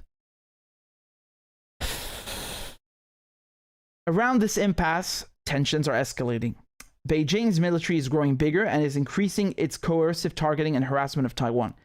No, Beijing's military is growing bigger because the United States, the United Kingdom, and Australia got together and decided it would be good to make a military alliance for no reason. Just China just happens to be there in the Indo-Pacific. And, provoke the Chinese a little. Minahan wrote, I hope I'm wrong. My gut tells me we will fight in 2025. Xi's team, reason, and opportunity are all aligned for 2025. This is really funny, honestly. It's like, there's going to be a war. Not because of me, but because of him. You know, how do you come to this conclusion? Did Xi Jinping say he wants to invade the United States? Did he say he wants to attack the United States? Forget the balloon, please. You know, let's be serious. Did he make any threats to the United States? Why when he says we will fight? Why? No one asked you to fight. You don't have to fight. This is ironically creating the conditions for one. Minahan's jingoistic 9-point plan set out his preparation for the next fight. Dated 1st of February, but leaked on social media days before, it ordered increased training and integration of the AMC and joint forces to deter and, if required, defeat China. Jesus Christ, these people don't stop, man. Like, what do you mean defeat China? We're not talking about Nazi Germany, okay? What do you think you're going to defeat China with? Are you just going to invade that goddamn country with 1 billion people and just, you know, install a new government or carve it up or something? Well, what is this lunacy? What is this arrogance? Defeat China. It's not required to defeat China unless China drops a nuke on you or attacks you. Jesus. These people are crazy. They're fucking nuts. Timelines within the decade are usually about China's capability.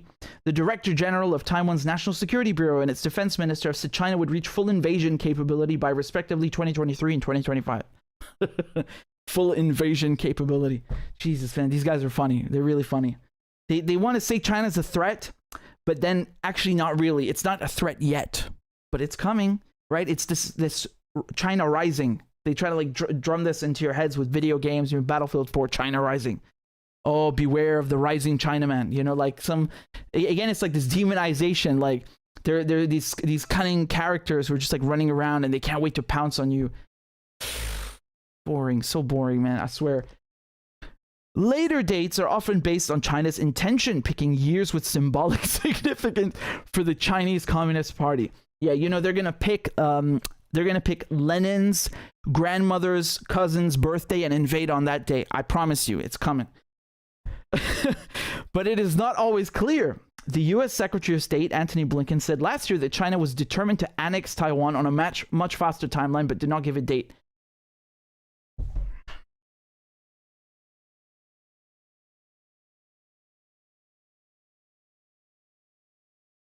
Dude, you can't annex your own country. It just doesn't work that way. You know, you can't say these words. You can't say them. No. You can't say them, man. Listen, if we're gonna talk about this, let's talk about Puerto Rico. Because in Puerto Rico, I mean, it's what is it? It's basically a U.S. colony, right? It's basically a U.S. colony. They ain't got statehood. You know, you remember when they were in great need of disaster relief, they just hung them out to dry. They just, you know, left them there. They want to have control over Marshall Islands, over Puerto Rico, but you know, they want to be they want to claim to be the representatives of these territories, but when it comes to actually helping them as the representatives, as the government should, they don't do it. When it comes to giving them representation, real representation, they don't give it to them.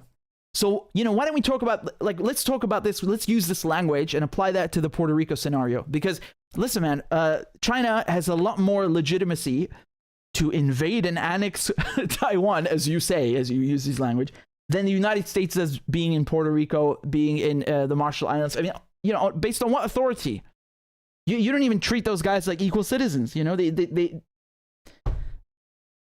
Minahan's prediction was quickly linked to statements in 2021 by then head of the U.S. Indo-Pacific Command, Adam Philip Davidson, to a Senate committee hearing in what is now referred to as the Davidson window. The admiral said he believed the Chinese threat to Taiwan would manifest in the next 6 years by 2027. Man, each one of these motherfuckers, do they have a crystal ball in their offices or something? Each one of them is making predictions about what's going to happen. What is this, is this a circus? This week, Davidson repeated his comments, saying that his conflict scenario included smaller assaults on outlying islands. Davidson, who is in Taiwan meeting the president and other defense figures, declined an interview request. So, again, do you see how provocative this is? Because imagine if the Chinese were sending, pick anyone you like. It could be, again, a general. It could be, you know, a member of the Chinese Communist Party. It could be someone from the Ministry of Foreign Affairs. Any Chinese official. Can you imagine if they were sending a Chinese official to the Marshall Islands or to Puerto Rico or to, you know, I mean, just to stir crap, like just to provoke them? what do you think the American response would be? Don't you think the Americans would be very pissed off? I mean, if I were in the White House or I were in Foggy Bottom, I'd be pissed off. Yeah. But if I were also in the Chinese shoes, I'd also be pissed off at this because you're provoking them. You're sending military officials. You're sending people like Nancy Pelosi, right? So she used to be Speaker of the House. You're sending very high-level government officials to a territory that is viewed as part of China, and you're basically threatening them. This is a threat. I'm sorry. It's very, very insulting, and you're stirring shit. And it's funny because, you know, the Chinese, if you're worried about them invading Taiwan, quote unquote, you're actually going to make sure they fucking do this because they're going to get sick and tired of you doing this kind of crap. So it's a catch-22, all right? It's a catch-22. But this is how it goes. You know, in Syria, John McCain was crossing the border illegally. You know, Republicans, they love to fucking whine about, oh, illegals coming into our border. But it's fine to cross Syria's border and go in Syria illegally if you're a U.S. senator, right? Apparently laws don't apply to you if you're a U.S. senator. You're fucking God or something. So, you know, they go into northern Syria and take photographs with Al-Qaeda and give them weapons and shit to overthrow governments. That's fucking fine, right? They always have this arrogance about them, right? And it's so bold and insulting. People get sick of that shit. And I'm pretty sure the Chinese are going to get sick of that too. So Minahan's memo was written off by many analysts as offering no evidence beyond his gut and crude assessments that 2024 elections in the US and Taiwan were good timing for an invasion. So the most charitable interpretation of Minahan's comments was that he was aiming them at his own organization to spark change, said Blake Hertzinger, who's a non-resident fellow at the American Enterprise Institute think tank. God, I love these CIA names. They're so fucking good. The part that doesn't make sense is releasing a memo with this sort of inflammatory language, unclassified, basically guaranteeing it would leak. So do you know what's funny? Again, it's like, this kind of reminds me, you know, let me pick a recent analogy, which is Prince Harry, right? It was like, they're not mad at him for killing 25 people in Afghanistan. They're just mad that he admitted it. And this is the same kind of vibe that you're seeing here generally. I'm not just referring to this quote. I'm speaking generally. That people are not mad that, you know, Minahan is kind of stoking, he's stoking resentment and, you know, making the Chinese do a double take. So what the fuck is he talking about? What, there's going to be a war? You want war? Putting them on alert. They're just mad that he's saying it so bluntly. And this is, I mean, you could remember Trump, right? Trump was also kind of like, they didn't disagree with what he was doing or what he was saying. They just disagree with him saying it so bluntly because he's a big mouth. This, you know, I don't know. It's good in an analogy, if I may say so. I don't know if you guys would agree with me. Let me know. Right now we're live or in the comments, but don't you agree that this is kind of the same attitude? It's like, we want war with China and we want to make sure that Taiwan is not China, but don't say it like that, okay? Because we need to frame the Chinese as the ones being aggressive, okay? So just shh.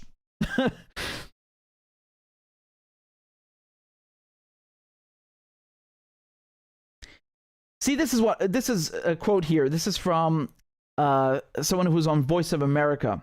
So Michael O'Hanlon, he says, quote, very unwise and potentially dangerous because of the potential for creating a self-fulfilling prophecy. Bingo. That's what I'm talking about. At least I think that's what he means. I don't know if he means self-fulfilling prophecy that the Chinese are going to invade Taiwan. Again, I can't grapple with this sentence, or that it's provoking you know, a conflict, because yes, in the latter it certainly is.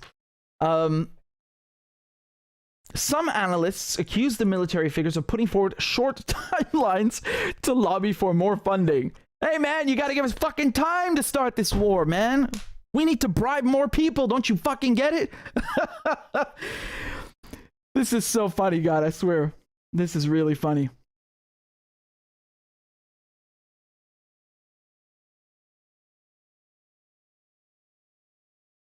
The Wall Street Journal editorial board was among those defending the memo, saying it offered an important point outside its rhetoric, that the United States is not ready for conflict and people should be more worried about it. Yeah. Why should you be ready for conflict? Why? Here's the quote. this is typical thinking in the U.S. military or in all military organizations that the preparation of wars with potential challengers or opponents is a must, says Huang Kuibo, a professor of diplomacy at Tsinghua University in Taipei. But the writing and leaking of the memo has raised questions about how the current thinking of senior U.S. military figures was diverging from that of U.S. policymakers who are balancing a challenging but non-adversarial diplomatic relationship with China. Well, Jesus, I'd like to know who they are, because I don't know many of them.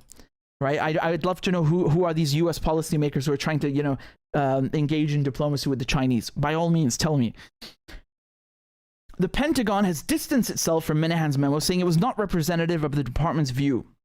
The U.S. is a long-standing integral party to cross-strait tensions, as a global military power and as a legally bound supporter of Taiwan's defense capability. Its cross-strait policy remains underpinned by a doctrine of strategic ambiguity, a refusal to confirm whether or not it would come to Taiwan's aid in the event of hostilities. Minahan's memo raised the suggestion that some in the U.S. military were acting on an unambiguous assumption or understanding that it would. So, do you understand what this means? Basically, they are saying that the United States has not made it clear whether it's actually going to come to Taiwan's aid in the event of a quote-unquote Chinese invasion. Now, again, that doesn't mean they don't have security agreements with Taiwan, because they do. If you go, just look at a Taiwanese soldier, right? American gear, American weapons as usual, right? Like everywhere the United States go, whether it's Iraq, it's Afghanistan, it's wherever, they just like try to, sell as much of their shit and flog all their military gear to the troops there. So that's why you see Afghan soldiers wearing American equipment, right? Or Iraqi wearing American equipment. It's just money, man. It's a fucking business, right? It's a business. I'm going off on a bit of a tangent, but I still think it's noteworthy, right? It's still something you should keep in mind, because if you're dressed in U.S. gear, military gear, I mean, how independent is your military? Let's put it that way.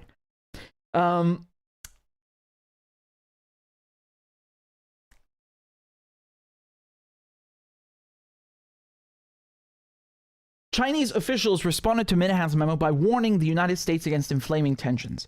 On Wednesday and Thursday, the CCP's military sent more than 60 warplanes and ships into Taiwan's air defense identification zone, but it was not clear whether this larger than usual incursion was in retaliation to Minahan or another perceived provocation. No, it's. I mean, I think it's the memo. Don't you guys think it is? Because when Nancy Pelosi came, they put on what is called a show of force. Now, again, let's be very careful with this term "show of force" because it has different meanings depending on where you are in the world. The United States idea of a show of force is to fly nuclear fucking bombers on Iran's border, which is on the other side of the planet. That's just provocation. That's not a show of force. This, China, in its own on its own territory and airspace, flying a bunch of its military aircraft is not a provocation. It's a show of force, and it's like back off. That's what it means, right?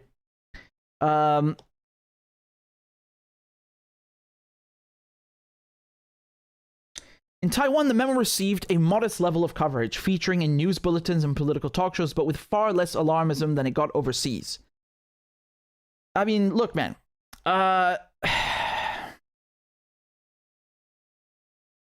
I'll get to that in a second, but here they say Taiwan's government is urgently working to fix entrenched issues with its own military and foster urgency in a population that has lived with the China threat for decades. The China threat. Communist threat. They're coming for you. They're hiding under your bed with a communist manifesto. So, conscription for young men was recently increased to a full year of training and service, and the voluntary reserve service is being expanded to include women. During a busy weekday lunchtime in Taipei, The Guardian struggled to find many people who had heard of the leaked memo. A couple in their 60s who ran a project. Okay, I mean, is this really interesting? Listen, man, let me get something. I really, no offense, man, but you're going a bit off tangent here. This is a good one, man. This is a good quote. This is what I'll tell you.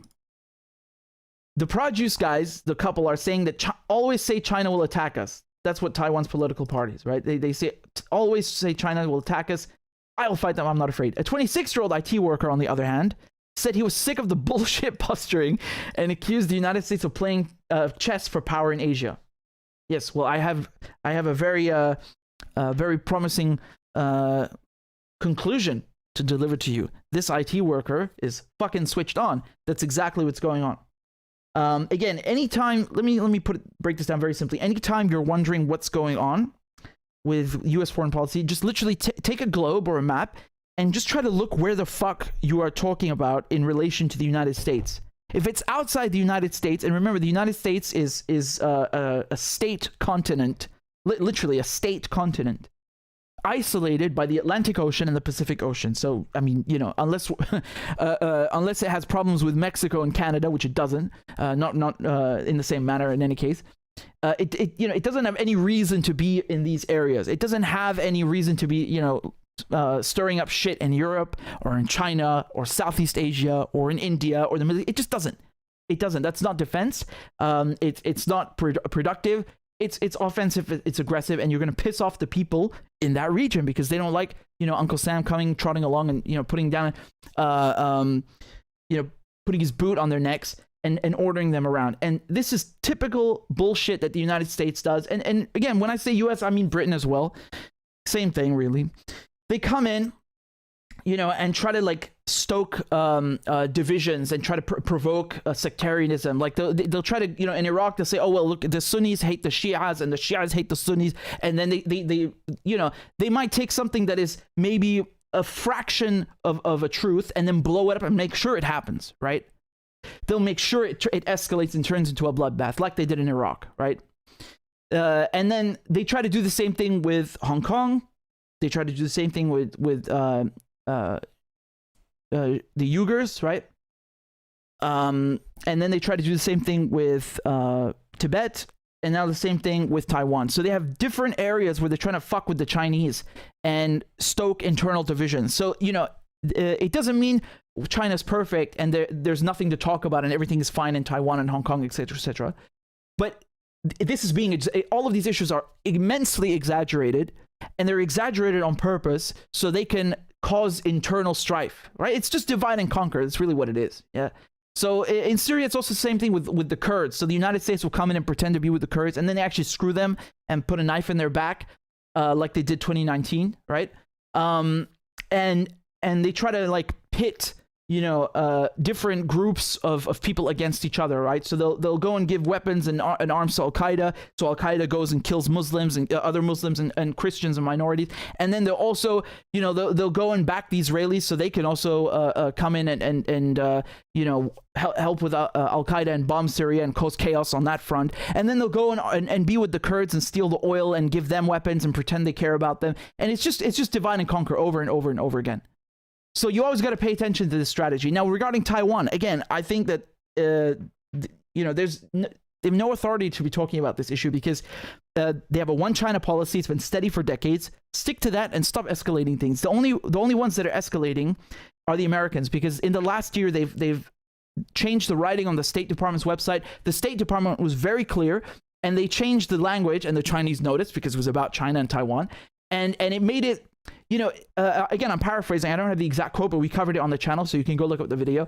It was very clear how the United States abided by the one China policy and respected it. And then they changed the language to make it seem like they do, but you know, it's not really, you don't really know for sure where they stand, right? This ambiguous nonsense. And of course, that puts the Chinese on alert. And you've seen this trade war with China, this embargo on Chinese products because they're good, whether it's TikTok, whether it's Huawei, they're just jealous. Accusing the Chinese of spyware all the time. The balloon is really just the latest iteration of that. But again, we just talked about that as a separate issue. But and AUKUS is another one. You can really see they're just trying to drum up support to fuck with China. Taiwan is not the point. They don't care about Taiwan, just like they don't care about Ukraine, just like they don't care about people in Iraq and Afghanistan. There's always a play. It's just a play, right? Democracy, freedom, Taiwan, Donbass. They got protect the Ukrainians against the evil Russian green men in the Donbass. This is a PR ploy that they are using to justify the same result. What is it? Military-industrial complex, making record profits, selling more weapons to be used against these countries, whether it's China, whether it's Russia, whether it's pick whatever country in the Middle East. This is business. This is the same business model over and over and over again.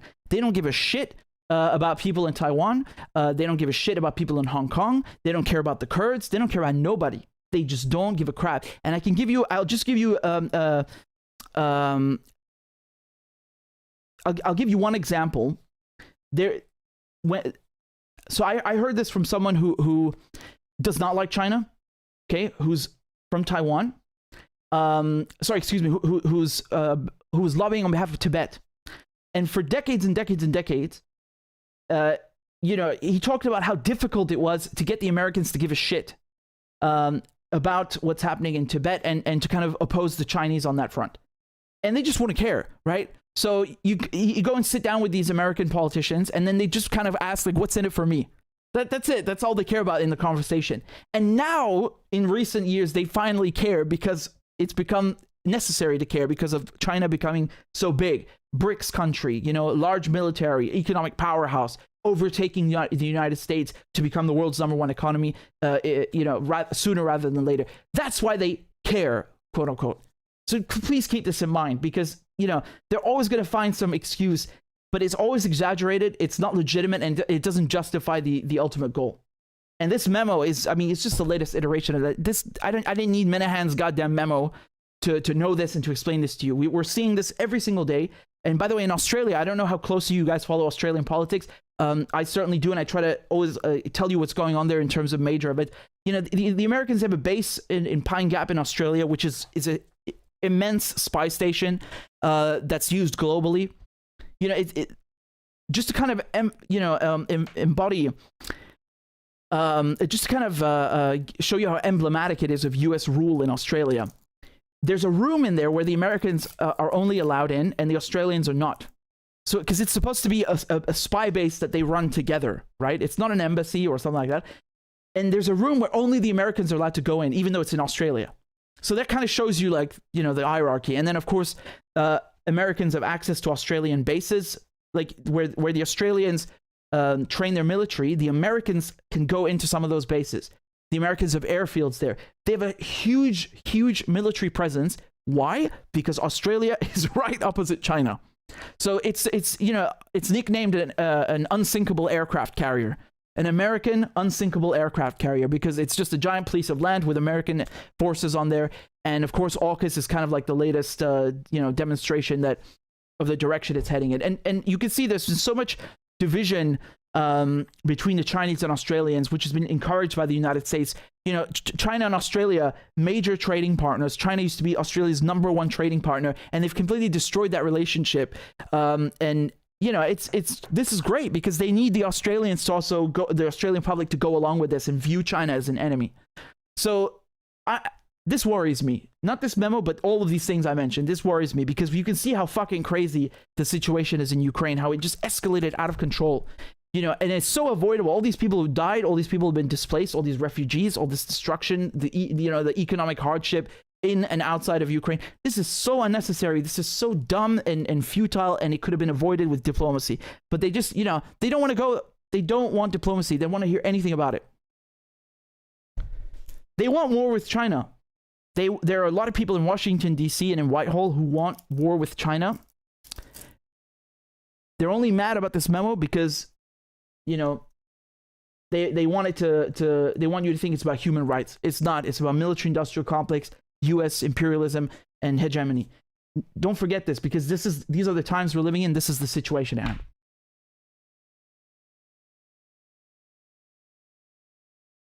I'm sorry, but I'm just let me say one last thing, man. Let me say one last thing. I have never heard of in my life of a foreign minister canceling a visit over a fucking balloon. This is stupidity or childishness. It's just so disproportionate, right? So disproportionate. Again, it doesn't mean I'm okay with the Chinese putting a spy balloon if that's what it is. If it turns out to be one in the U.S. airspace, they should not be doing that. Obviously, they shouldn't be doing that because it's a violation of U.S. territory and sovereignty and airspace. But you don't cancel a goddamn visit. Wasn't he supposed to meet the president, the Chinese president? I don't actually know why that was even supposed to happen. Usually when a foreign minister goes to another country, sometimes they'll meet with the president, But the usual diplomatic protocol is that he meets with his counterpart. So if a foreign minister is traveling to the host country, he'll meet that host country's foreign minister, right? His counterpart. You don't always go as a foreign minister and meet the president. Usually, maybe a vice president, right? And of course, you'll meet a bunch of other people. But it's not usual diplomatic protocol. So if he really was set to meet with Xi Jinping and he didn't go over a balloon, that's just insulting, man. That's just stupid. And again, I'm not saying it's okay for the balloon to be there. You know, the Americans and Chinese spy at each other. The thing is, they shouldn't get caught.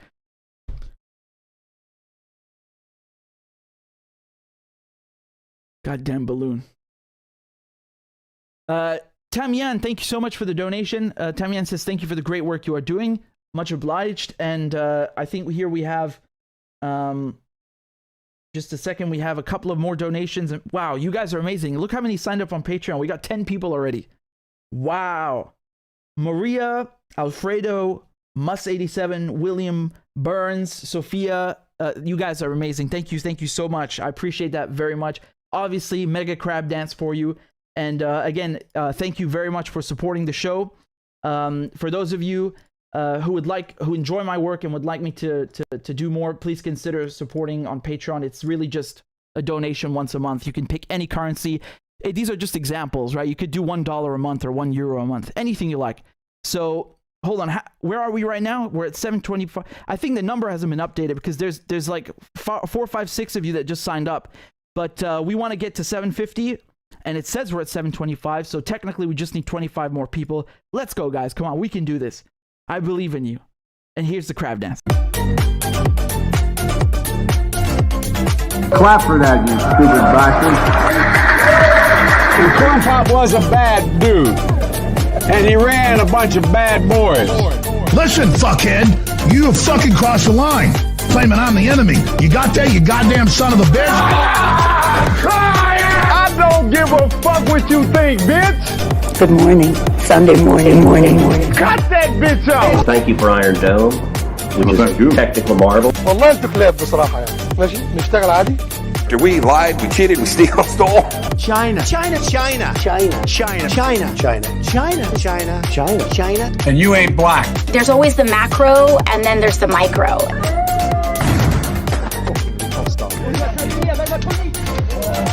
Do not come. Do not come. I'm gonna come. You talking to me? Ladies and gentlemen, I'll have 2 number 9. Number 9 large. we got him. I told myself, I know it's not. I've fallen and I can't get up.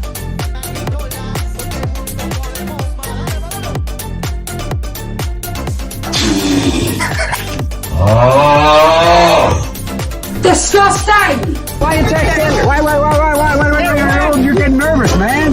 Calm down. It's okay. Okay. Suck my dick and choke on it. I yield my time. Fuck you.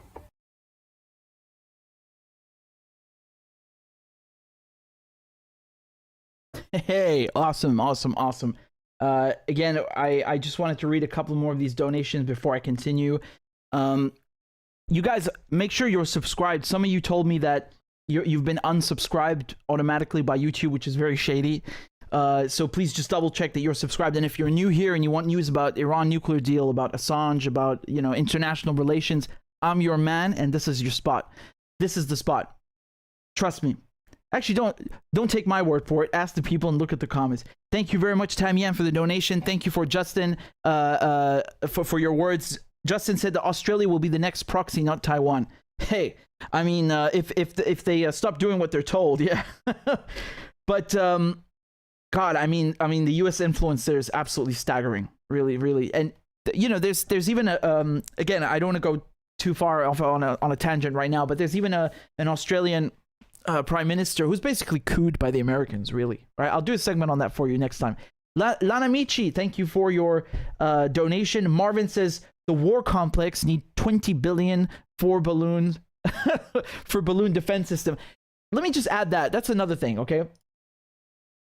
Let me just add one more thing about this balloon, okay? The United States spends more than any country on earth on its military, okay?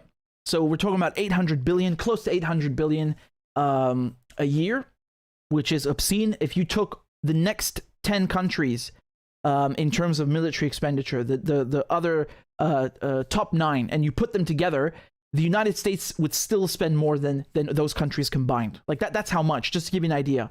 And all of this expenditure, and they can't even deal with a balloon. I mean, that's kind of pathetic. Now, again, people are saying, well, actually, they knew the balloon was there and they didn't do anything, and it's Biden's fault. I don't know if it's that simple, because number one, I was telling you the Chinese and Americans had a visit planned, and then the other thing is that, you know, do you really want to upset any chance of a thaw between the two? Because this visit, you know, has been hyped up for a while. And the other thing is, like, how do you want to deal with it? And is it actually a spy balloon? So I don't think it's that easy. But listen, you know, I think this assertion that Biden was like, oh, he loves the communists and he was letting them spy on this. Please go back to the 1950s where you fucking belong. I'm so sick of this shit, man. Like, people thinking Biden is some kind of, you know, communist or socialist. Who believes this crap? Do you even speak English, man? Do you even know what those words mean? The guy's a fucking capitalist through and through. He's from Delaware. This is the U.S. tax haven. he's their guy. I mean, the banks and you know, the military industrial complex and the credit card companies, the insurance. He's their guy. He's always been their guy. So please, you can criticize the guy for, you know, for the handling of the situation, but he doesn't fucking like China, and the proof of that is they just canceled the visit. God, some people are really dumb, man. They're really like they still got the McCarthy brainwashing, you know, they passed on from their parents' generation or some shit. God. Anyway, it does make you wonder, though, with all of that military expenditure, what the hell were they doing, right? And the same thing for the Capitol, I'd argue, by the way. You know, after 9/11, what happened after 9/11? The Americans made the case that in order to defeat the terrorists, right, you have to spend a shit ton of money on spying. You got to pass things like the Patriot Act. You got to do, you know, illegal mass surveillance. You need to invade all these countries and do every goddamn thing possible to deal with this threat. And of course, this was all a lie. So I'm just wondering, you got all this, you know, this money being spent on defense, and then something like that at the Capitol just happens. This is the fucking Capitol. We're talking about the political center of the United States, the heartland. This is you know, it's not an artery, it's the fucking heart. It's the Capitol, and they just let a bunch of like hooligans walk in, and no one knew about it. No one did anything about it. I don't believe this. You know, let me just say something. A lot of people have a hard time believing 9/11. You know, never mind this stupid crap. So that's something to think about. And again, the spy balloon is even more trivial and childish. I mean, come on. I think they just wanted to make a big, you know, they wanted to make a big goddamn stink about it. They wanted to find an excuse to make the Chinese look bad and then snub their nose at them and cancel the visit because they are adversarial to the Chinese. They don't like competition, and they've you know, they've been more and more nervous the bigger and more successful China gets. It's that simple, man.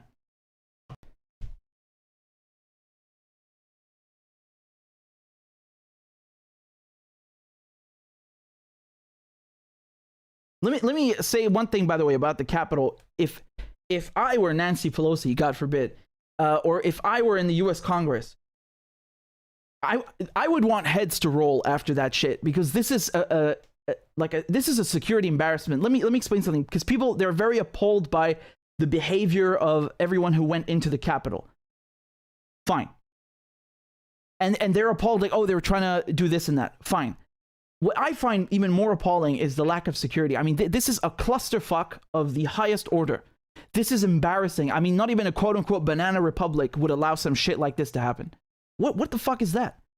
What is this? This is disgusting. This is... How did you fail?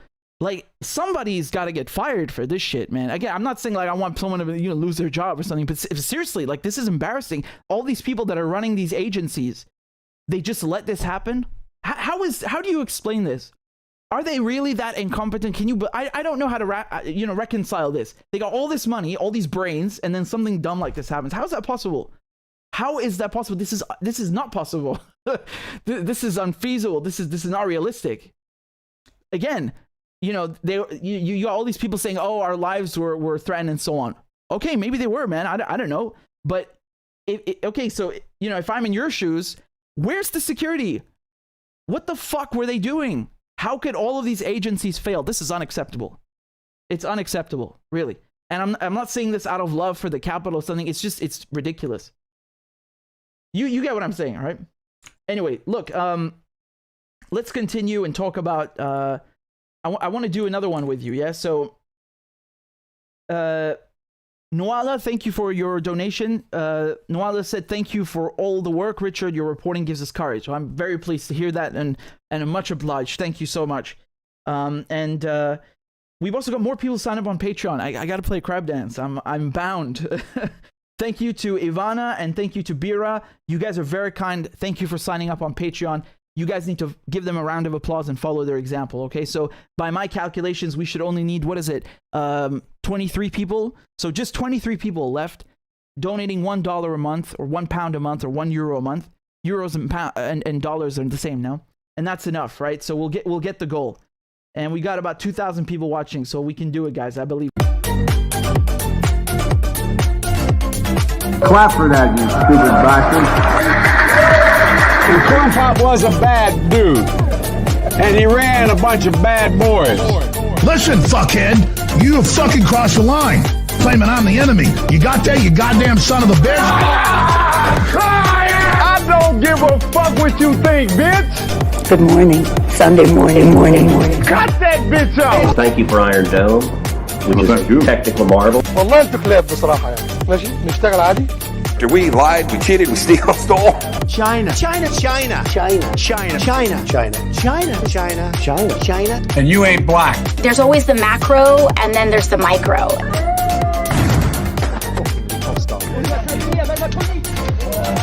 Do not come. Do not come. I'm gonna come.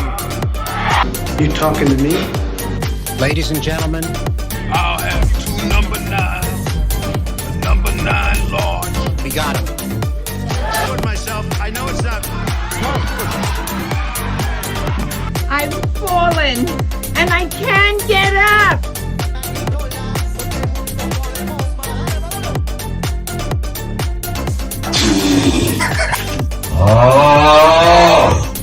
Disgusting! Why you texting? Why? You're getting nervous, man. Calm down. It's okay. Okay. Suck my dick and choke on it. I yield my time. Fuck you. There we go. Kami Boy sent a donation, says, love your content, Richard. You're doing very important work. Love from Vienna. Thank you. I appreciate that. Very kind of you. And again, thank you to everyone who signed up on Patreon. Before I forget, because I just turned this on yesterday, we have, there are things called memberships on YouTube, okay? Now let me explain how this works. When you sign up for a membership on YouTube, I do it like donations, right? So there's no extra content. It's only if you want to donate and you want to support my work. But apparently you get special GIFs or GIFs. I don't know. People are divided on how to call them. You know, the animated pictures and emojis.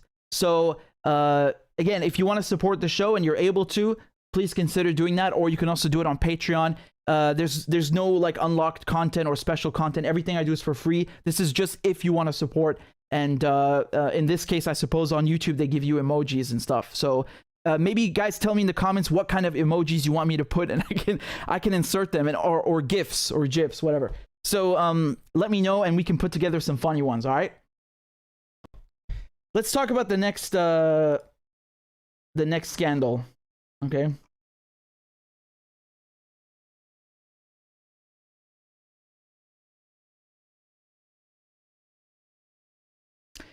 So Ilhan Omar was removed from a House committee, and I want to go through this because I have quite a bit to say. So here's the article from the BBC, right? Republicans have ousted Democrat Ilhan Omar from her committee post in a sign of escalating tension in the U.S. Congress. They voted to remove Ms. Omar from the House Foreign Affairs Committee over her past comments about Israel.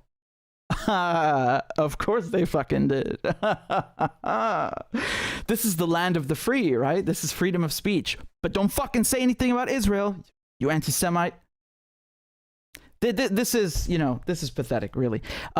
Republicans have said the move sent a strong statement against anti-Semitism. No, it didn't, because anti-Zionism has nothing to do with anti-Semitism. All Zionists are not necessarily Jews. Joe Biden himself has said on tape many times, I'm a Zionist. Kamala Harris has spoken at AIPAC.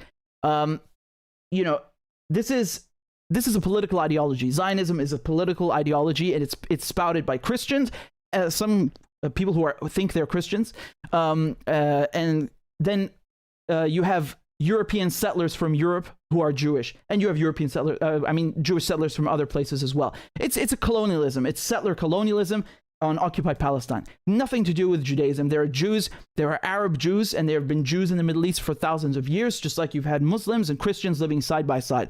This is absolutely, literally nothing to do with anti-Semitism. As a matter of fact, there are many, some of the most vocal voices against Zionism, against Israel in the West are Jews. I can just give you a couple examples. You have got Noam Chomsky, you got Norman Finkelstein, you've got Stanley Cohen, who he's a great friend, and he's been on the show many times. He's even banned from Israel because he really gave it to them. You got so many people who are against Israel who are Jewish themselves. So again, are they self-hating? I mean, apparently, according to these people. But Miko Peled is another very, very eminent figure, and I've had him on as well. So they want you to think that it's about that. It's not. But let me just get back to the story. So Democrats and Ms. Omar said it was revenge after 2 Republicans were ousted from committees in 2020 when Democrats held a House majority, right? Because now, after the midterms, the Republicans have the House. Ms. Omar also suggested she was being removed because she is a Muslim woman who immigrated to the U.S. as a refugee. Quote, is anyone surprised that I'm somehow deemed unworthy to speak about American foreign policy? She said shortly before the vote. So she is one of 3 high-profile Dems to lose a committee assignment under the new House majority, which is led by Speaker Kevin McCarthy. Some Republicans, including McCarthy, argued that Ms. Omar should not serve on the powerful Foreign Affairs Committee owing to her past comments about Israel that have at times been criticized by members from both parties. Yeah, you know why? Because both parties support Israel. And they support Israel because it's an outpost for British and American imperialism. End of story. Ms. Omar apologized in 2019 for implying money was behind support for Israel. Well, there's money behind U.S. support for everything. I mean, it's not specific to Israel, but Israel receives more U.S. aid than anyone else. So obviously there's money involved. These are fucking facts. They're numbers. You can quantify this. Obama gave Israel $38 billion over the span of 10 years. So every single year, $3.8 billion in military aid. Yes, there's money involved. It's not the only factor, but I don't know what they're hinting at. They're trying to say it's like some anti-Semitic trope. It's not. It's dude, there's a lot of money in the military-industrial complex. There's a lot of money involved in supporting Israel. End of story. That's just, these are facts. They're quantifiable. Then Democratic leader Nancy Pelosi condemned Ms. Omar's comments as anti-Semitic as they invoked bigoted stereotypes about Jewish people using money for influence. I'm pretty sure that's not what she said, Ilhan Omar, and not what she was implying. They just don't want her because she criticized Israel. They know she doesn't hate Jews. She's not an anti-Semite. There's literally no evidence to support that. That's it. But again, she apologized, right? And if she apologized, and they still don't accept that, I mean, they're really just ganging up against her, right?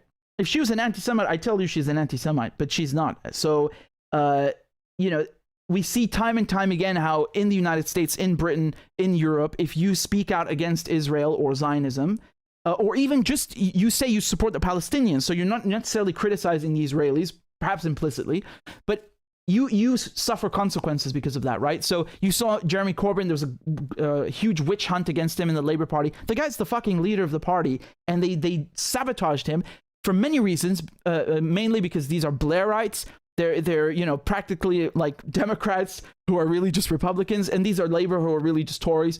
They got rid of him because he's a true leftist. He's to the left of them on every issue, and he supports Palestinians, and he has protested against racism his whole life, and they still managed to call him a racist and get the whole media to call him a racist, and they made up rumors, they made up crazy shit. Go watch Al Jazeera files, the Labor Files by Al Jazeera, the documentary. So, you know, that's just another example of how if you support Palestinians, they will come for you. You saw in the United States, there's some places where, in some states, where if you don't sign a pledge refusing to condemn Israel, you lose your job, right? There was a Palestinian, I think she was Palestinian, there was a teacher who got fired because she refused to sign this pledge. And then they say, oh, freedom of speech. This is crazy, man. Really crazy. So Ms. Omar said in a statement at the time, anti-Semitism is real, and I'm grateful for Jewish allies and colleagues who are educating me on the painful history of anti-Semitic tropes. So let me just play you the video, okay? So this is a video of her speech. Let's take a listen, and then we'll get to the others. This debate today, it's about who gets to be an American. What opinions do we get to have? Do we have to be counted as Americans? This is what this debate is about, Madam Speaker. There is this idea that you are a suspect if you are an immigrant, or if you are from certain parts of the world, or a certain skin tone, or a Muslim. It is no accident that members of the Republican Party accused the first black president, Barack Obama, of being a secret Muslim. It is no accident that former President Donald Trump led a birther movement that falsely claimed he was born in Kenya. Because to them, falsely labeling the first and only president of the United States of America a Muslim and African immigrant somehow made him less American. Well, I am Muslim. I am an immigrant, and interestingly, from Africa. Is anyone surprised that I am being targeted? Is anyone surprised that I am somehow deemed unworthy to speak about American foreign policy? Or that they see me as a powerful voice that needs to be silenced? Frankly, it is expected, because when you push power, power pushes back. Representation matters. Continuing to expand our ideas of who is American and who can partake in the American experiment is a good thing. I am an American who was sent here,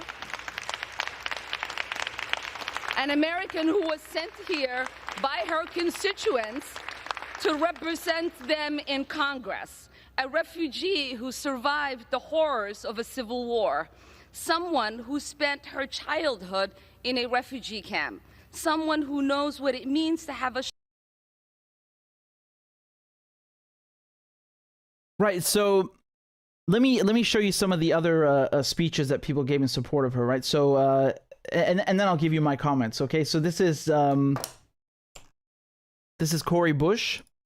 Perspective. So let's talk about what's really happening. Republicans are waging a blatantly Islamophobic and racist attack on Congresswoman Omar. And I've said it before, I will say it again. The white supremacy happening is unbelievable. This is despicable.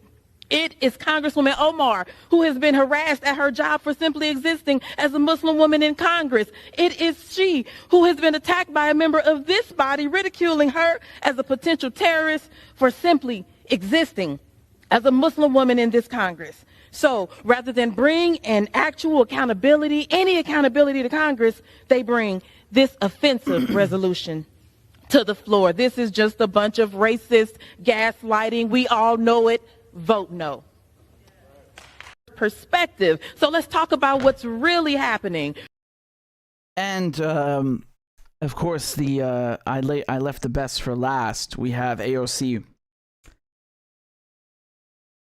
Now, As a fellow New Yorker, I think one of the things that we should talk about here is also one of the disgusting legacies after 9/11 has been the targeting and racism against Muslim Americans throughout the United States of America. And this is an extension of that legacy. Consistency, there is nothing consistent with the Republican Party's continued attack except for the racism and incitement of violence against women of color in this body. I had a member of the Republican caucus threaten my life, and you all and the Republican caucus rewarded him with one of the most prestigious committee assignments in this Congress. Don't tell me this is about consistency. Don't tell me that this is about a condemnation of anti-Semitic remarks when you have a member of the Republican caucus who has talked about Jewish space lasers and an entire amount of tropes and also elevated her to some of the highest committee assignments in this body. This is about targeting women of color in the United States of America. Don't tell me, because I didn't get a single apology when my life was threatened. Thank you. I mean, I don't know why she decided to speak like a black preacher all of a sudden. But anyway, listen, let me talk about the substance. I think it's interesting because there's certainly some truth to what they're saying. Absolutely. I mean, there's definitely a disgusting, post 9/11 legacy. They don't like Muslims. They don't like, Arabs, blacks, browns, Hispanics, whatever, any minority that isn't white. We know that. That's nothing new. The thing is with Ilhan Omar, I think she made a mistake, and I'm going to tell you what the mistake is. They didn't get her removed from her Foreign Affairs Committee assignment because she's Muslim and brown. They did it because she didn't play ball. She opened her mouth about Israel. That's it. Richie Torres is black, right? He just got elected to Congress about a year, 2 years ago. This guy is an avid, supporter of Israel. He fucking loves Israel. You think they're going to remove him because he's black? No. He's fine. He's fine right where he is. Kamala Harris is the vice president. She's black. They don't mind that she's black. They want the position and policy to be aligned with theirs. That's all they matter. That's all that matters to them. And I want to tell you something interesting, because Ilhan Omar, after all of this shitstorm that she got in 2019 when she said it's all about the Benjamins, when she was talking about how much money and lobbying goes towards supporting Israel, even after this, after all the crap that she got, she voted to give Israel weapons, right? So I pulled up my own tweet here, just in case you want to look it up. It's 31st of July last year. Ilhan Omar, Ayanna Pressley, Jamal Bowman, Pramila Jayapal, and Lee, they all voted to continue giving Israel unconditional aid. Okay? So you have to keep in mind why this is significant. First of all, they're fucking hypocrites. They're goddamn hypocrites. Because if you support the Palestinians, or you're a quote-unquote progressive, there's no way on earth you can support Israel, right? But that bill got through with 217 votes, right? It was 217 to 212. The Republicans voted no because of some other issue included in the bill. But basically, she made sure, Ilhan Omar and Jayapal and Presley made sure this got through. They could have held up the bill and not given Israel the money, but they gave Israel the money. So even though she has voted to give Israel billions of fucking dollars, they still came for her because they didn't forget what she did the first time she opened her mouth and criticized Israel, and they don't forget. That's what it's really about. It's got nothing to do with her being Muslim and black. I mean, sure, I bet there's tons of them that don't like her because of that. But on this issue, because they're talking about her comments on Israel, they did not forget. And even though she gave Israel billions, they came for her anyway. That's what it's about. And let me be clear. I think she should certainly be on the Foreign Affairs Committee, because she's one of the only goddamn Americans in that building who's actually been outside the United States, who actually has, an international background. So I don't like her voting to give Israel money. I don't like her refusing to recognize the Armenian genocide. I have many disagreements with her, but she is, I think, among the squad, who are all a bunch of goddamn hypocrites, she is the one who does it the least. But again, I don't know how I can really say that when I just told you she votes for Israel. Like, this is a cardinal sin, man. She says, oh, you're targeting me because I'm Muslim. You're targeting me because I'm black. Then how on earth are you a Muslim and you gave Israel $3 billion? What the fuck? And again, this has nothing to do with being Muslim, because the Israeli issue is a colonial issue, right? The Israelis are colonizers and they kill everybody. They kill Jews who disagree with them. They kill Christians who disagree with them, Muslims who disagree with them. So it's not about her being a Muslim, but, she comes from Somalia, which is both an African and an Arab country, which has roots with the Arab world, which is, she is Muslim. And so I don't know. I don't understand how she can reconcile the two, but they certainly didn't forget her comments. Let me play you a clip. This is with, this is Glenn Greenwald with Marjorie Taylor Greene. She's a Republican, and she got her committee assignment revoked a while back when the Democrats were in charge. I think it was even in the BBC article. And so, again, this is kind of, it's back and forth, right? So when the Democrats were in charge, they kicked her off her committee assignments. And now that the Republicans are in charge, they did the same thing to Ilhan Omar. In both cases, I don't necessarily know if that's the right thing to do. I don't think it's, it's over, it's definitely overreaching. I mean, again, they're basically just kind of taking revenge on each other, right? Whether it's Marjorie Taylor Greene or it's Ilhan Omar, they're screwing with each other, right? The Republicans and Democrats. But let me just play you the clip and then let me comment on what she said. When it comes to Ilhan Omar, it seems as if the argument for removing her from the House Foreign Affairs Committee is similar to the argument that was made by Democrats for why you should be stripped from your committee positions, namely that not that she abused her power or engaged in ethical violations, but instead that she expressed views that a lot of people dislike. And I want to just show you probably already seen it, but for our audience, what Matt Gaetz said a few days ago in an interview about why he's at least not yet willing to support the campaign to remove Ilhan Omar from this committee, and I want to hear what your reaction to it is. So let's go ahead and show that. Adam Schiff and Eric Swalwell are dangerous to our country. They lied about intelligence. They created a structure of leaks and then embroidered those leaks onto other lies. You just saw Adam Schiff lying about his contact with whistleblowers. Even CNN had to recognize that point. But I have to tell you, Jen, I view the Schiff and Swalwell matter somewhat differently than I view the Ilhan Omar matter. Ilhan Omar didn't lie about our intelligence agencies. She didn't say that Trump was a Russian agent based on information from a particular committee that was just totally bogus. The reason I think a lot of Republicans want to kick Ilhan Omar off of the Foreign Affairs Committees because they don't like what she has to say. See, and like I was just saying to you, believe she should have remained on that? Well, Foreign Affairs I'm Committee? undecided on that question because the Democrats moved the Overton window. And I do believe Speaker McCarthy deserves deference, and so I want to hear him out. But I am undecided as of tonight as to whether or not I would vote to remove Ilhan Omar from the He did vote to remove her, by the way. Foreign Affairs Committee, because it's one thing to do dangerous things to the country with intelligence. It's quite another to say, I don't like your viewpoint, and thus I want to remove you. I don't support that with DirecTV and Newsmax. I didn't support it when it was directed at my friend and colleague Marjorie Taylor Greene, and it makes me uncomfortable that the case against Ilhan Omar, isn't being subjected to any due process. Do you see any validity to that argument? No, I don't, and I'll tell you why. There's a major difference. Number one, I was removed from all committees, not allowed to serve on any committee in the House of Representatives for so-called comments and things on Facebook or social media before I ever became a candidate for Congress. But Omar is quite a different case. All of her statements and views have been made as a sitting member of Congress. And that's where it poses a problem. And her stances and views towards Israel are dangerous, very dangerous for the Foreign Affairs Committee, because that committee does deal with Israel. And her support for Hamas, her support for terrorist organizations that are against Israel is not the type of viewpoints. And that's not what we should see out of members of Congress for the United States sitting on the Foreign Affairs Committee. And then the other difference is, guess what? Democrats can assign her to any other committee. What the hell is she smoking, man? Listen, I thought you're the land of the free. I thought you have freedom of speech. So why isn't she allowed to have an opinion about Israel? Why does she have to fall in line and agree with you? What does that mean? Oh, she's dangerous because she has to deal with Israel. Yeah, because you're giving all this fucking money to Israel. So obviously she's supposed to have an opinion on that.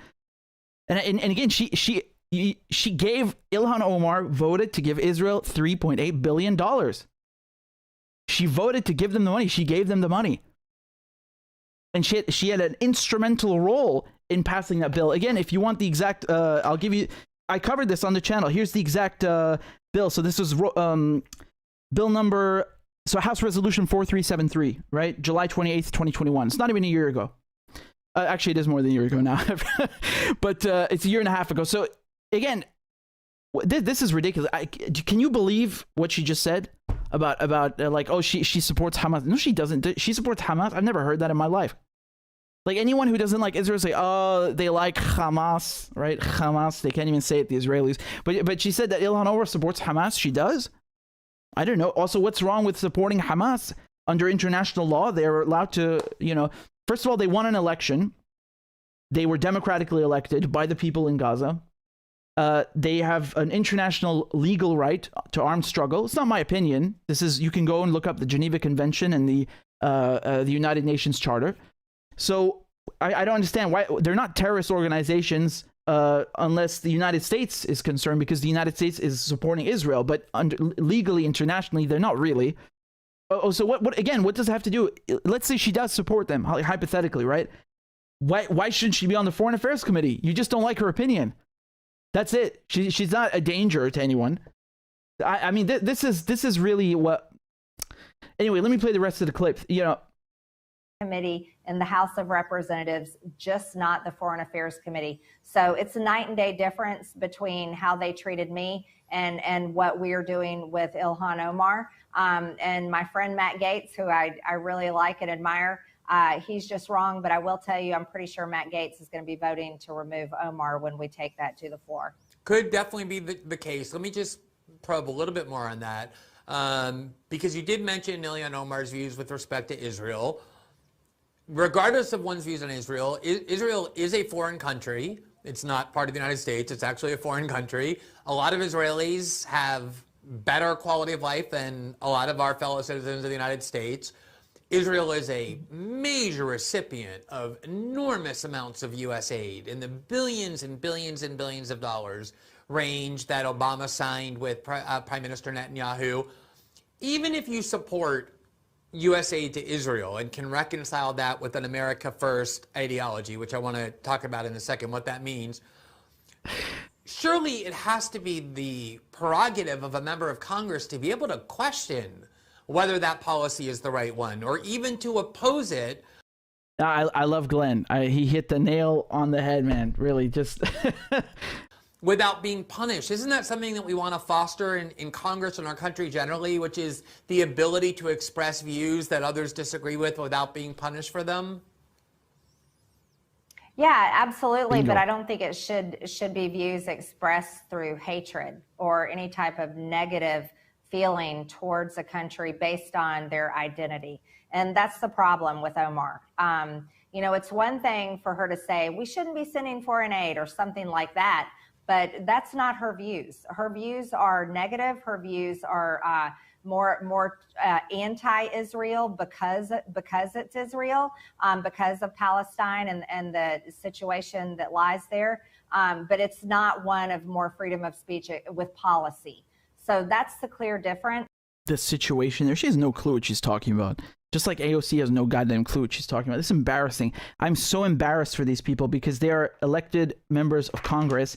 They represent, they are representatives in the United States Congress, which is the most powerful and the richest country on earth. And the United States is the most, is the country the most involved in foreign affairs. Negative, most of it, but, to not know what's even going on there, this is so embarrassing. I mean, it's scandalous. It's like, God damn it, I forgot his name. He was running for Congress, and I didn't think I've seen this often where people run for Congress. I'm not saying her, but like there are people who run for Congress or the Senate in the United States, and you go to their website and they don't even have a foreign policy section. So these are people who could be voting on invading another country. Again, it doesn't mean it's legal, but they are supposed to have an opinion and they're supposed to legislate on arms shipments and coups and they get intelligence briefs right? Most of them. So, and depending on the committees they have access to classified information, and they don't even understand basic foreign policy issues like what's happening in occupied Palestine. This is disgusting. It's so embarrassing. So I love Glenn's question because he really cornered her, and this is something that is so funny that you see with Republicans and especially Trump people who are like, make America great again and America first. And he asked her, how do you reconcile America first with giving Israel all this money? Because obviously then America is not first. I'm pretty sure you could find a better use of $38 billion, which is what Obama gave Israel, for things inside the United States. There are tons of homeless people in the United States. People in the United States, as Glenn eloquently pointed out, don't have the same living standard as Israelis. How do you reconcile that? You can't. You can't reconcile the two because they're opposed to each other. It's a complete juxtaposition which they don't want to admit to, and she doesn't even address it because she doesn't have an answer. And if you ask Trump, he also wouldn't have an answer.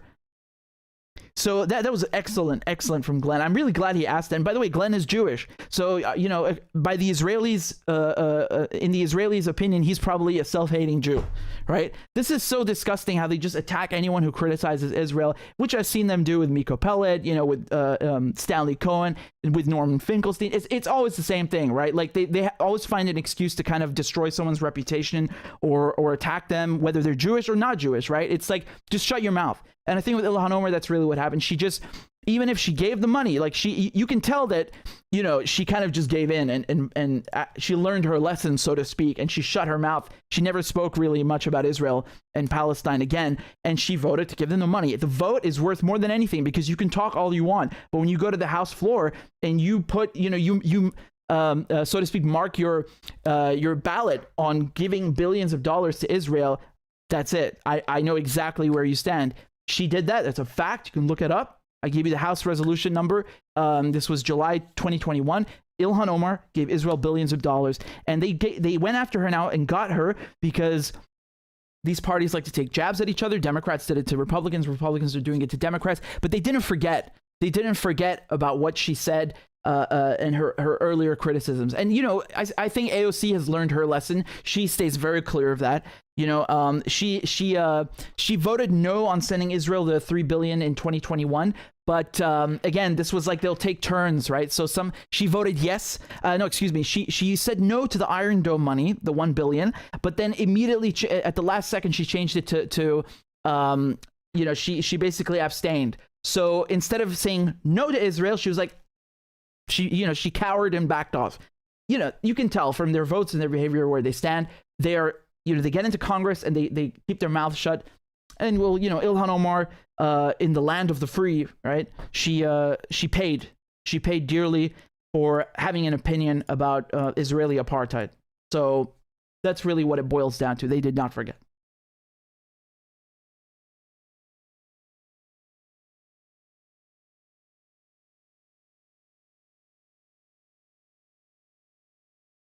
And again, that's why I don't trust these people, right? The squad, these so-called progressives, they're fucking hypocrites. Like there is no definition of progressive that says I vote to give apartheid money or I give colonizers money. There is no way you can reconcile that with any definition of any remote definition of progressive. It just does not fit in there. These are two opposites. End of story. So again, I understand what she's saying. I get why she feels, and again, I agree with her. There's definitely what AOC said about this anti-Muslim and bias and prejudice that has been so open after 9/11. You even had people who are Sikh who are being attacked because people thought they're Muslims after 9/11. Like this is how low people's intellect descended to. As if it makes it okay that if they were Muslim, right? Like just complete hatred of Muslims. But that's not what happened here. They did not get rid of her because she's Muslim. They got rid of her because she criticized Israel. And if she were white, it would have done the same goddamn thing. And Richie Torres, and Barack Obama, they get to have power. Barack Obama gets to become the president because he gives Israel that money. Richie Torres gets to be in Congress and he'll serve on lots of nice committees, as you'll see, because he likes Israel. He celebrates Israel, right? That's why. It's nothing to do with the skin color regarding this issue on this point.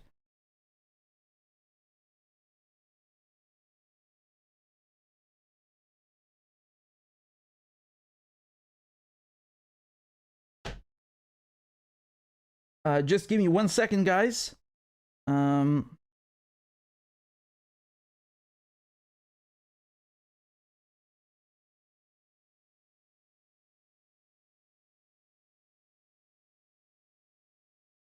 Thank you very much, American Autopsy, for the donation. They said you can see Netanyahu's hand up her, you know what, playing puppeteer. God, why did you make me read that? Old Forrester says, talk about Omar's connection to warmonger Kagame. I mean, look, man, I outlined some of the issues that I have with her foreign policy, and even though I disagree with her on, again, the Armenian genocide vote, like she didn't want to recognize it, which is disgusting, I think, and giving the money to Israel, I still think she should be on the committee, because she actually, even though I don't agree with her, she has a bare minimum of, you know, international awareness of international relations, and she has an international background herself. I think she's far more qualified than most people in the US Congress to be on that committee, right? Even though I completely disagree with her decisions. Would you guys agree with me? I think it's reasonable to say that. I think it is, because like she said, she's an American, she's Somali, she's a Muslim, she's a refugee. This is a lot of character formation, and experiences and background that have built a unique character that not everybody has. Good and bad, I'm saying, right? Like, it's not nice to be a refugee, obviously, right? So she's been through a lot of things that give her this knowledge and worldview that a lot of people don't have. So she is very qualified to be on the committee, but I don't agree with her votes. John Coffey says, nothing for reparations of slavery. Oh yeah. You see, this is what's interesting to me, because the United States, they find ways to give Israel $3.8 billion every year, and then even another billion for Iron Dome. And Germany rightfully paid reparations to Jews and victims of the Holocaust, as they should. But when it comes to reparations to Native Americans, when it comes to all the treaties that have been violated, when it comes to reparations for slavery, where is the money? They suddenly don't have the money. And it's like, oh, we have to have a conversation. What fucking conversation? 40 acres and a mule. It's right there in black and white, right? And that's, of course, the bare minimum, not even. And I just want to tell you one thing. In the United Kingdom, you know, if I don't know if you guys, how many of you, because I know most of you are American, but how many of you have been to England? You go to London and you go to the City of London. City of London is a district inside London, okay? It's a very special district because it's literally the center of evil, okay? It's Mordor. In the City of London, they have their own police force, which is separate from the rest of London, which is crazy, right? And you have all the banks that are in the City of London. So imagine Wall Street having its own police force outside the NYPD. It's basically it. And you have, the financial center, you have St. Paul's Cathedral is very nice, fine. But you also have the Old Bailey, where they commit crimes in there too, pretending to be, a court of law. You guys know what I'm talking about. And so they've concentrated all this power in this tiny district, and it has a special status. This goes back hundreds of years, where it's exempt. It's got its own unique status. And the thing is that you go to see these banks, you have HSBC, there's Lloyd's, the Bank of England itself, all of these banks that have been there for hundreds of years. What's so special about them? They were in the slave trade. And when I say they were involved in the slave trade, I'm talking about the governors of these banks. You can pick any bank in the City of London, and you will find in their history at least one of their governors owning slaves. And in some cases, they even gave money. They lent money, banks loan money to people in America to buy slaves. Like, how disgusting is that? But now you can't get a fucking mortgage for a house, right? Without paying 10% or 8% now, or 6%. But if you want to buy slaves, they'll give you money. Like, it's just disgusting, right? And here, I haven't even gotten to the worst part. These banks paid reparations to the fucking slave owners because slavery was banned. Right? So when slavery was banned, I think the French did it first, then England banned it, and then the French brought it back. Anyway, when Britain banned slavery, the slave owners were so upset because they were losing money that the United Kingdom, the British government, was paying them reparations till a few years ago. When did they stop? 2015 or something? It's just a few years ago, literally. So the fucking slave owners get reparations, but not the slaves. I'm sorry, there is literally no justification, or there's no way you can, reconcile this with countries calling themselves civilized. This is the opposite of civilized. This is disgusting. So the money's there. They just don't want to give it to anyone who actually deserves it and who's owed that money. You know, whether it's Britain or the U.S. And again, talking about slavery, about the natives. You know, if you pay the slave owners reparations, I don't even know why the fuck you paid them in the first place. That money should be taken back. But if you found the money to give them money, there's no excuse not to give the slaves reparations or the descendants of slaves reparations. There isn't. There's no excuse. And of course, you know, when it comes to Native Americans, I think that's even more egregious in its own unique way, because the Native Americans, they were completely wiped out. You know, when people talk about representation of minorities, they don't even mention natives. They're not even in the discussion. It's like they don't fucking exist.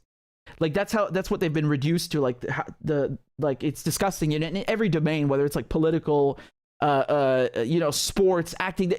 They are not even in the discussion, and that is really a disgusting consequence of the genocide against them. It's really upsetting.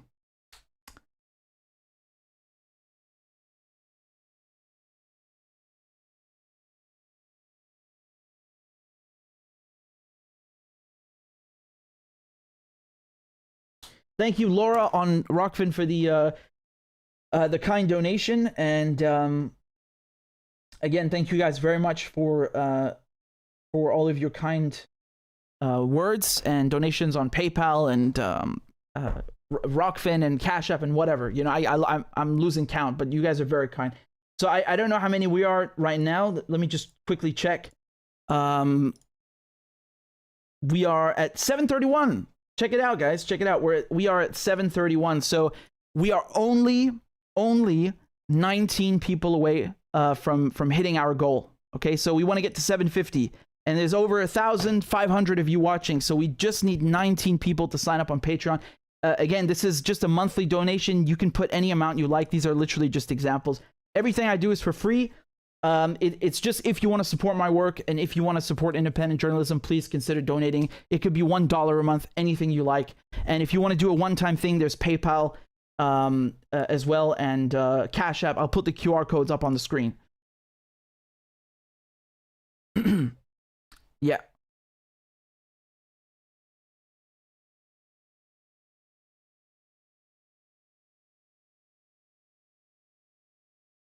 Thank you guys for your kind comments. Ping1 says, yes, Richard, decolonize. Thank you, Hamad, for your kind comments. I appreciate that. You're very kind.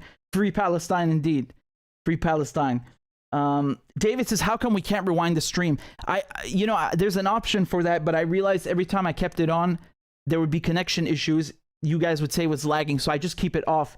But don't worry, because every time I finish the stream, you literally just wait one or 2 minutes, and you can go watch the whole thing. So I'm sorry about that, but I just wanted to keep it off to make sure there's no lag or issues for you guys. So that's the answer, basically.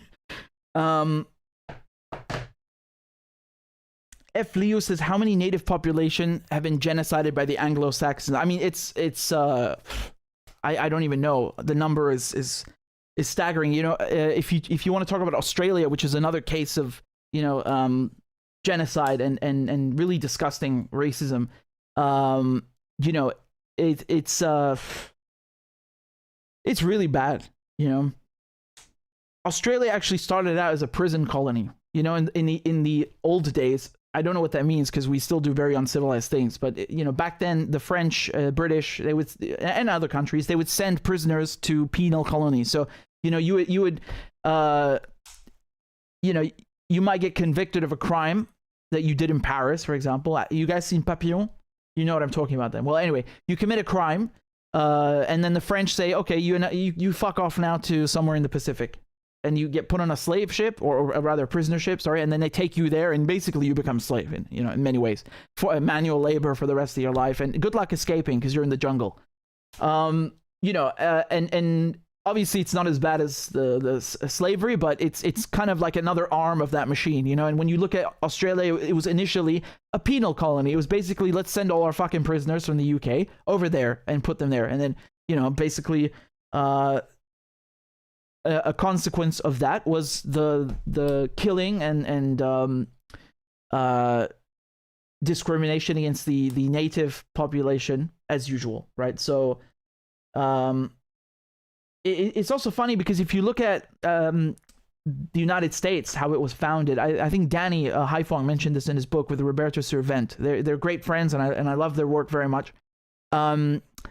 They wrote in their book, which is called American Exceptionalism, how one of the main reasons for the United States becoming independent, why they wanted independence from the UK. Yes, of course, it was no taxation without representation. That's the war cry. But one of the reasons is that they wanted to expand further into the West, right? It's this whole, I know people like to glorify, like, oh, it's the pioneer, right? The pioneer mentality. We're going to go out into the unknown and build and blah, blah, blah. Well, that's a very romanticized way of looking at it because, yes, that's what they tell you, you know, in the movies, but actually the colonists wanted to take more land and you know, as a consequence, kill the natives. So I think it's kind of, it says a lot, right? Like you're trying to top the British Empire's evilness. Like, just, no, we're not content with this. We want to take more of their fucking land and kill more of them, you know, by extension. So, and of course, you guys know various atrocities. I mean, it wasn't just British, right? The Spanish and the French also, you know, pillaged the Americas and the Portuguese. But it says a lot. It really says a lot. Like, they weren't happy with this land. They needed more of it. It's like some Lebensraum bullshit, you know? Like, we don't have enough Lebensraum.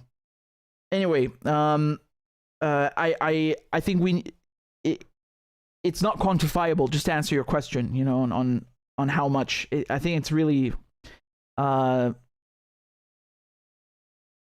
it's not quantifiable, meaning it's too many people, too many killed.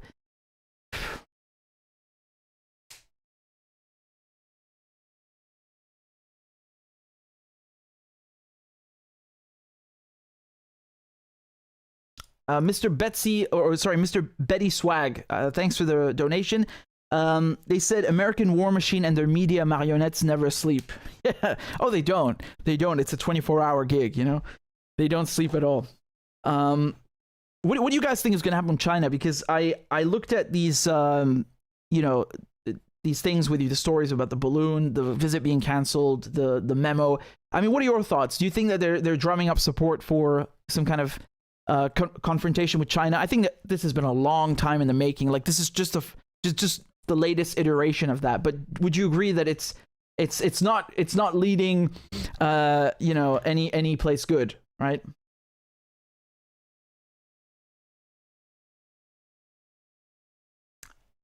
F. Liu, thank you for your comments, and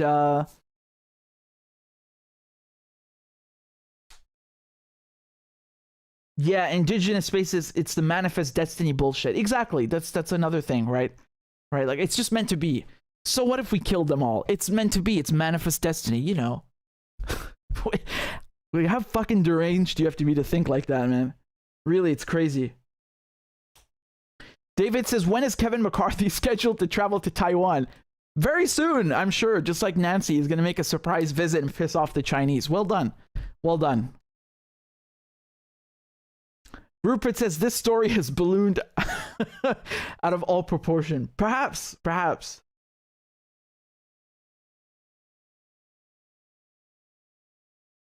Someone said, they're actually called someone, just a research balloon with solar panels. Well, you know, that's why I said I'm not sure. The Chinese say it's a civilian, you know, vessel, and it's not for spying. The Americans say it is. I don't know. You know, you can believe whoever you want. I wouldn't be surprised if it's a spy balloon. Like, that's my point. It's normal. They're always spying on each other. But again, you know, the canceling the visit, that's not wise. That's not wise.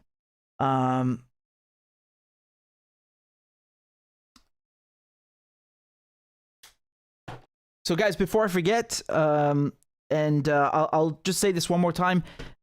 If you guys want to unlock these special emojis, I don't know which ones to put. You tell me.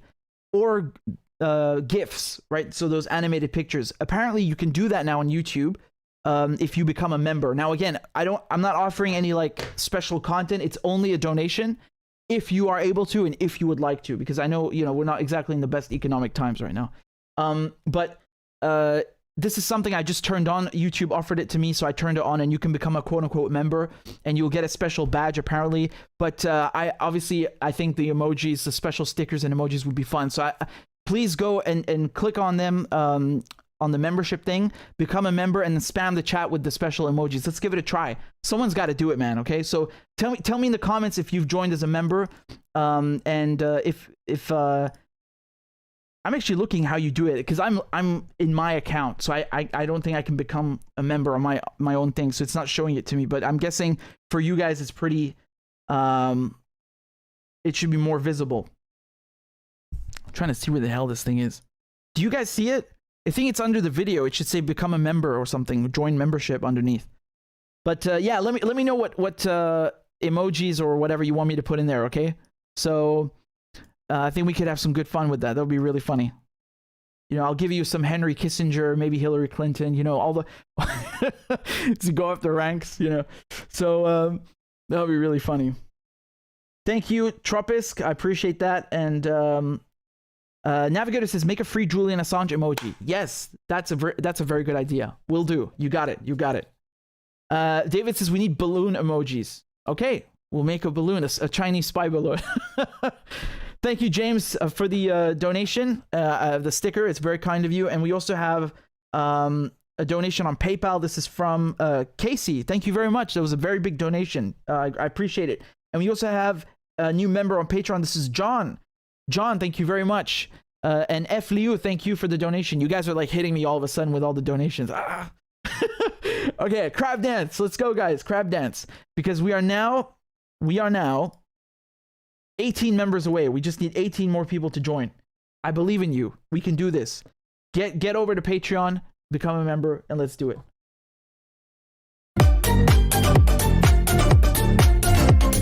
Clap for that, you stupid bastard. And Corn Pop was a bad dude.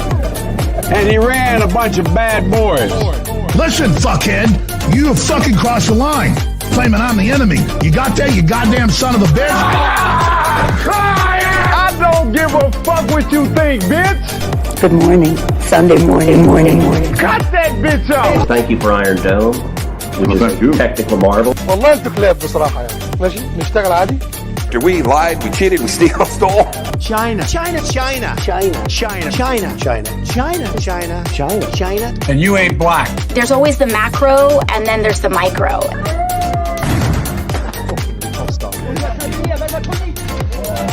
Do not come. Do not come. I'm gonna come. You talking to me? Ladies and gentlemen, I'll have two number 9. Number 9 large. we got him. I told myself, I know it's not. I've fallen and I can't get up.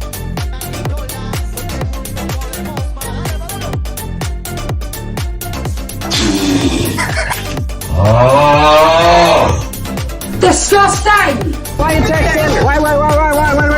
You're getting nervous, man. Calm down. It's okay. Okay. Suck my dick and choke on it. I yield my time. Fuck you. Thank you guys very much. I'm looking up a story for you. This is about the earthquake, but I saw that some countries, and I'm trying to confirm this, so please don't quote me yet. I'm trying to confirm the story.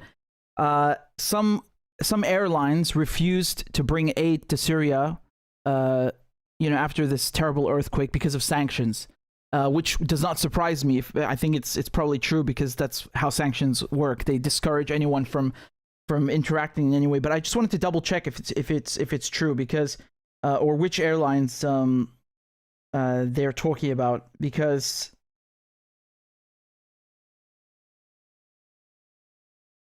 I wish I could tell you guys how to help. You know, some people ask me, how can we donate to Syria? How can we help? I don't know. I really don't know, because Syria is under sanctions. So they literally want to make it illegal to give anything, and you can't. The banks are isolated from the outside. They're bastards. They're really bastards. They're just choking the country to death.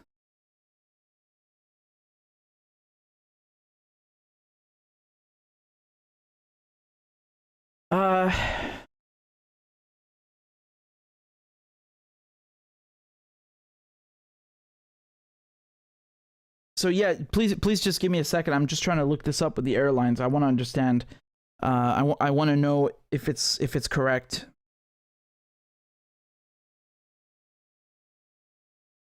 I have some things to show you. This is these are the countries that are actually helping. So just give me a second to pull these up.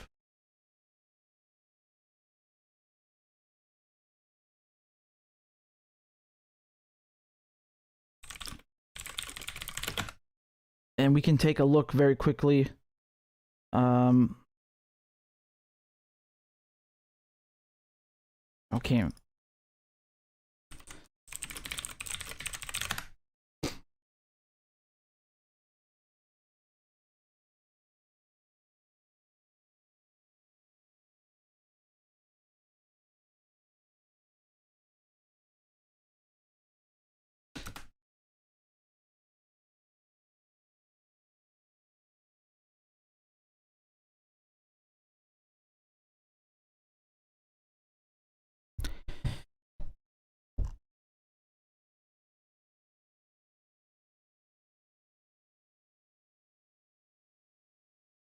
Okay, so let me just go through this quickly with you, okay?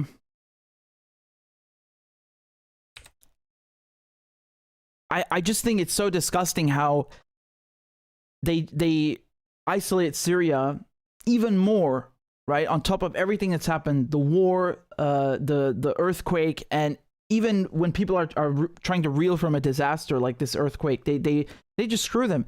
I need to confirm this, but I've seen reports that several airlines are refusing to bring aid to Syria because of the sanctions. And again, I would not be surprised. I need to confirm if it's true, but that's basically how sanctions work, right? You know, this airline company is afraid to do anything with Syria, you know, whether it's bringing supplies or sending money, because then the United States will shut down their offices. The United States will fine them, maybe imprison them.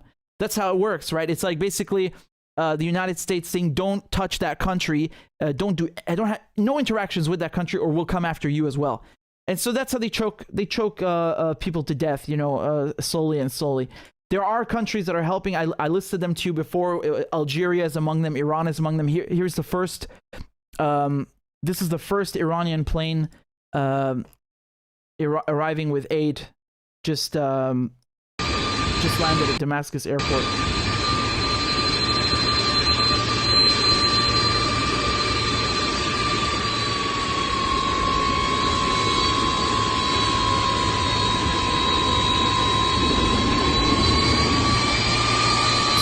That's why I respect the Iranians. They step up to the plate immediately. They don't waste time. They don't ask. They just send. And they've always done that. And even with Lebanon, you remember with the fuel, they sent the fuel. And through Hezbollah, they gave it for free. They gave it for free to you know, like I don't remember what it was, orphanages, you know, charity groups, and then they sold it at a rate where they were making like no markup, just zero markup, no profit. These are trucks from the Iraqi Red Crescent going from Baghdad to Syria.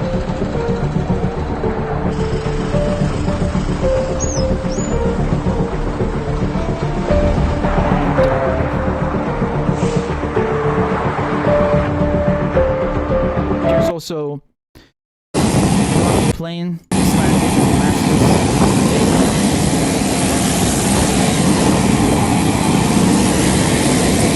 الله أكبر يا عراق الله أكبر يا عراق. So you got all these countries helping, you know, like I said, Algeria, Tunisia, Iraq, Lebanon, Russia, Iran, India, Venezuela. Take a look at this though, because this is kind of, you know, you have these online trackers for flights, and this is after the earthquake, and there's like, there are no planes here. You know, they left flying planes over Syria to bomb Syria. But when it comes to aid, oh, we won't touch it with a, you know, with a barge pole. It's really disgusting. And like I said, EU sending aid to Turkey, please, yes, by all means, but not to Syria. Biden, you know, following the situation, coordinating with the Turks, but not the Syrians. What is that, man?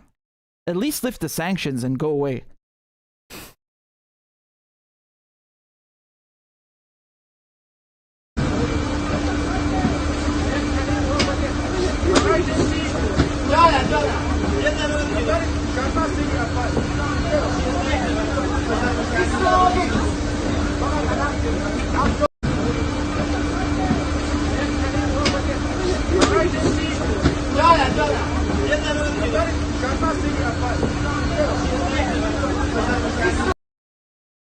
Just wanted to quickly go through that with you guys again and kind of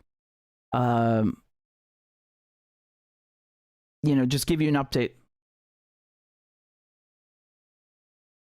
Again, thank you all for your kind words, and I'm really happy you all tuned in. I don't know how you guys are getting notifications, but you know, if you are, then great. And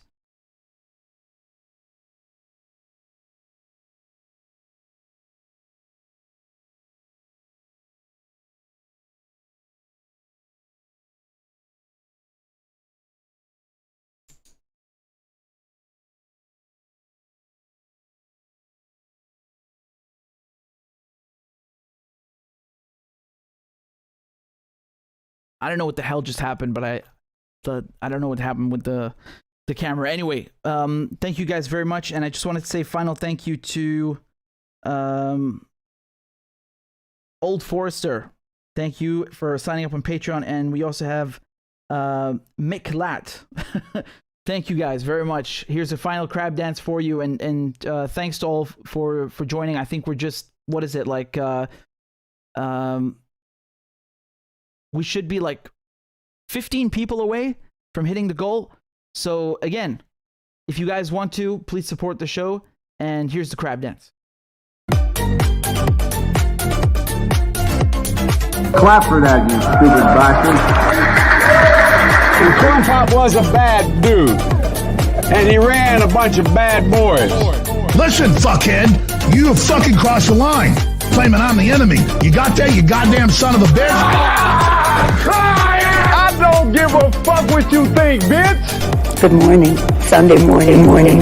Cut that bitch off. Thank you for Iron Dome, which is a technical marvel. والله انتوا كلاب بصراحة يعني. ماشي نشتغل عادي. We lied, we cheated, we stole. China. And you ain't black. There's always the macro, and then there's the micro.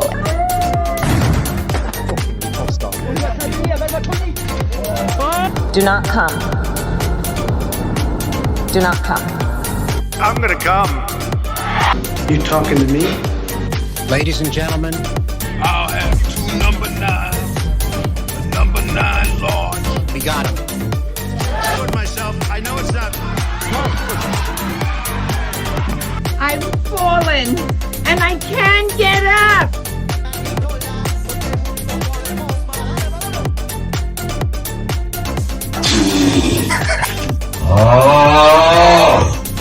Disgusting! Why you take this? Why, you're getting nervous, man.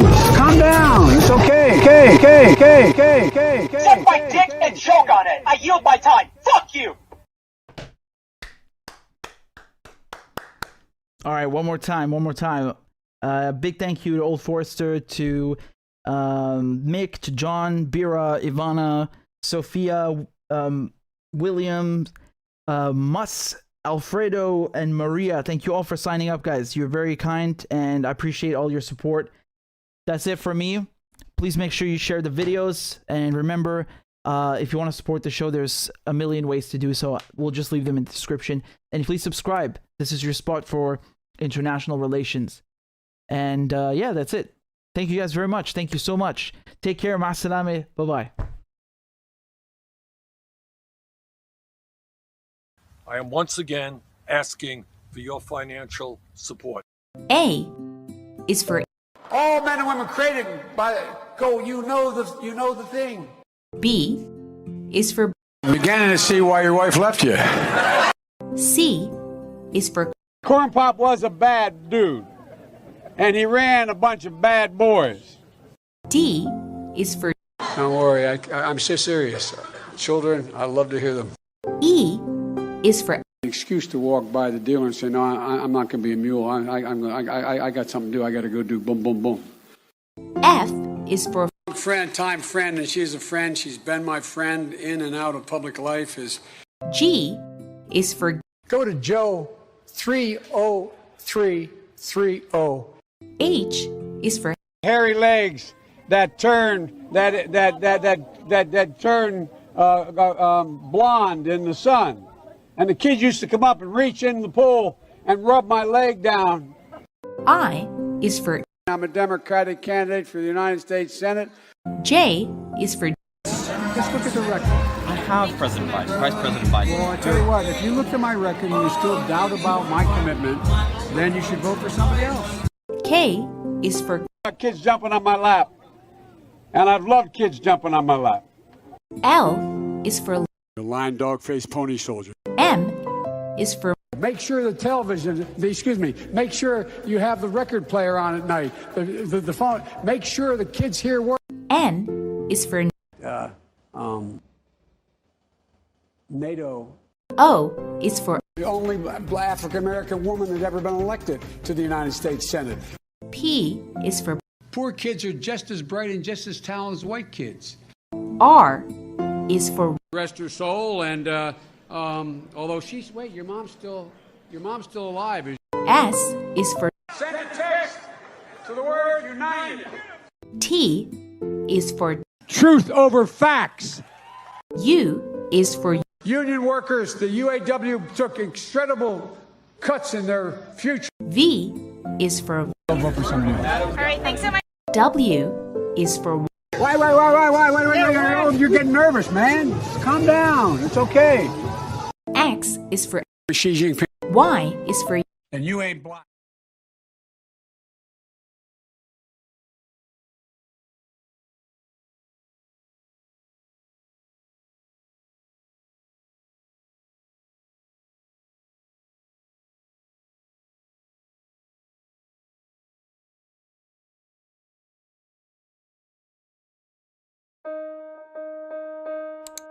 Sweden wanted to join NATO. They broke with their decades-long neutral stance. Turkey was one of the only countries, I think, along with Hungary, that was saying, we're not going to let you in, because you need to have consensus, right? You need all the members in NATO to say, okay, you can join.